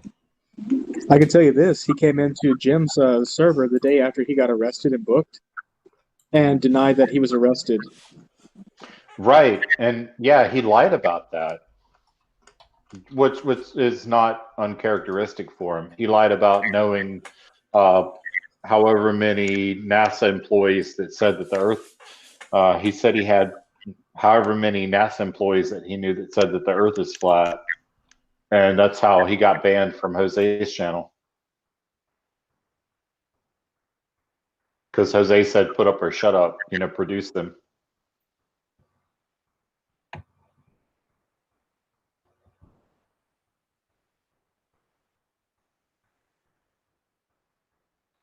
Well, that's par for the course with a lot of these flat earthers and the popular guys. Is they lie a lot, and make things up.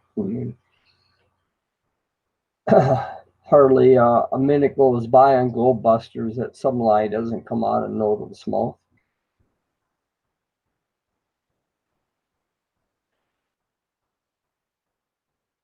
Gab, as I call it. It's not about what they're saying; it's how they say it.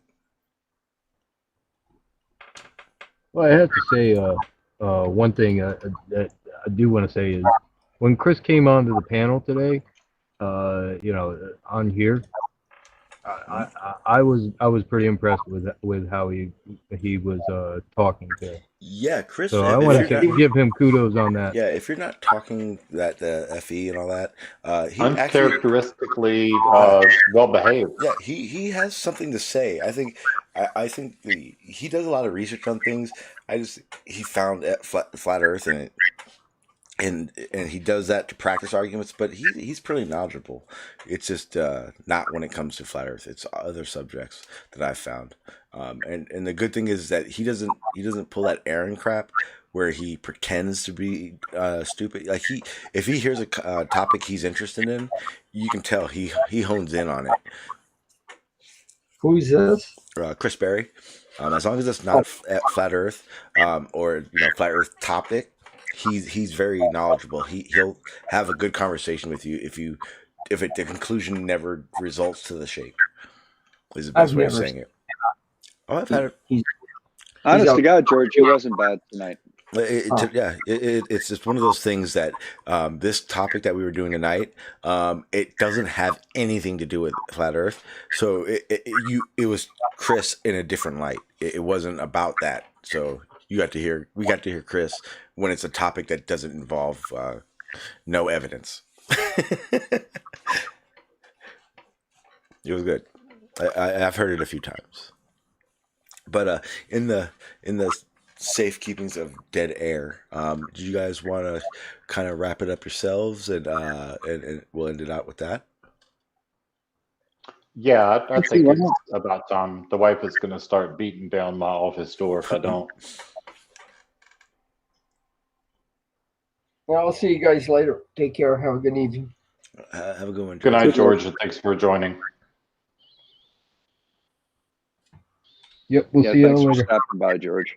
I'm going to get on out of here too. It's been an evening. Yeah, it was fun. Yeah, thanks, Bob, and thanks for proposing this. We should do it more often. A lot of fun. Yeah, we should do it more often. I'd get a lot more fun out of it if we didn't have the problems at the beginning, but we'll get it and we'll get that down. I've been wanting to learn how to live stream for a while anyhow. Yeah, I do apologize for the audio problems that we were having, visual problems and all that stuff.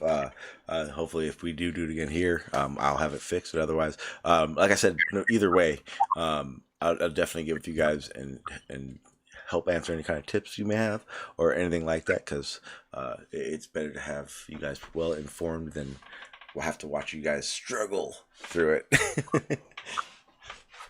But yeah, I will say this though. Somebody said earlier that I got this third-hand information. Someone said that Chris Berry thought it was a God-given right to drive a car.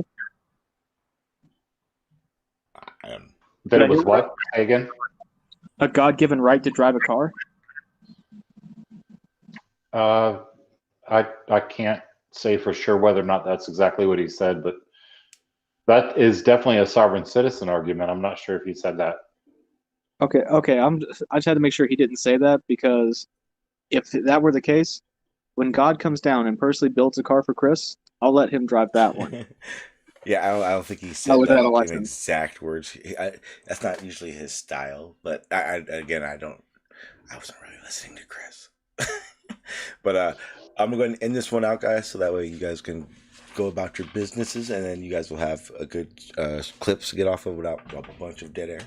I thought it was fun. I do appreciate that. I had no real understanding of the topic prior to talking to you guys before about doing this, so I got to look into it, and I'm excited to figure out more about it and hear more arguments about it. Now that I know Chris is in the chat. Okay. Chris is in the chat. He says it was a God-given right to travel. Okay. Yes. Well, that's a whole different thing. So, yeah, he can be forgiven for that. Right. Yeah, that's perfectly fine. I'm glad you didn't say it was a God-given right to drive a car. All right, so I'm going to end this one out, and then I'll be right back, unless you guys are going to go ahead and take off now. Yeah, no, I'm going to go ahead and call it a night. Yeah, I'm going to get on out of here too. Take care, my man. Yeah, I appreciate Good night, it, everybody. Thank you all very much for stopping by. It was a great discussion. Awesome. Thanks, everybody, and thanks, Sean, for hosting. Yep, thank you guys. I appreciate it. All right, my peoples. It was fun. I got to learn a lot. I got to watch some cool videos. I got to see some people I didn't realize actually existed in the world that we live in. Hope you guys enjoyed it. Again, thank you, Dr. Bob. Thank you, Cliff, Shorter's Cat, for hosting a sovereign discussion and good discussion that after the videos. I enjoyed that. Our Dr. Bob's link, Shorter's Cat's link, and Artistic Rex Live, his link. They're all three of their links are in the description box. Go check them out. They're topics that the guys talk about a lot. Dr. Bob definitely is someone you may want to ask about, the CBD laws and what's going on, and also with the whole COVID crisis going on. He has a lot of information in there, and it's not going to be filled with a bunch of bullshit. It's actual facts and things we need to know, and he doesn't bullshit on what he knows and doesn't. So it's good sources for these information. Again, guys, I do appreciate everyone that came in and listened and watched. I know it was a little different when it came down to the panel, but like I said in the beginning, this was their stream. It was their panel. Please, I personally think that they did a great job. I thought it was going to be a little different. It went well. Again, shout out to Chris, because I was impressed with the adult level of conversation you were having with them. It's good to see you and Dr. Bob and Cliff be able to have these conversations, and artists and have these conversations, and it not be that back and forth kiddie stuff. So good on all of you guys for that too. Thank you guys. I'm gonna go ahead and get out of here. As for a stream, another one, I don't think so, because we ran a lot later than I thought we would. I'll be live tomorrow, but like I said, we went a lot longer than I thought, and I'm gonna go ahead and just call it a night. I'll probably see a lot of you guys around in the Discord. If you guys want, we can go hang out over there. I'll probably go over there, but as for the starting another stream, I don't want to give you guys an hour and a half, 2 hours of tired me. So with that being said, guys, I appreciate everyone that came in and hung out and got to hear and watch the videos. Those were amazing. I think what I'm going to do is I'm going to go ahead and I will figure out a way to upload it and then send it to Schroeder. I think he actually may have it uploaded somewhere. I'll go check out his channel and see what he did lately. But I'm gonna go ahead and get out of here, guys. Thank you. And I will see you guys later. Peace.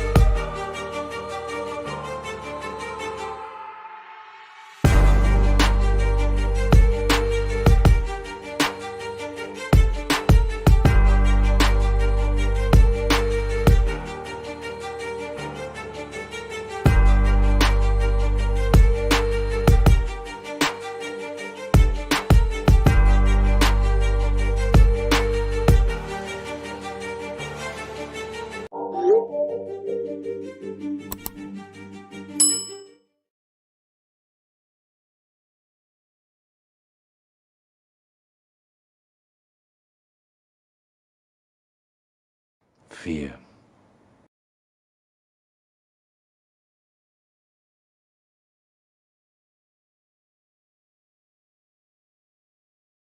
Fear. The spectacle of fearsome acts. Somebody steals from me, I cut off his hands. He offends me, I cut out his tongue. He rises against me, I cut off his head, stick it on a pike. Raise it high up so all in the streets can see. That's what preserves the order of things. Fear.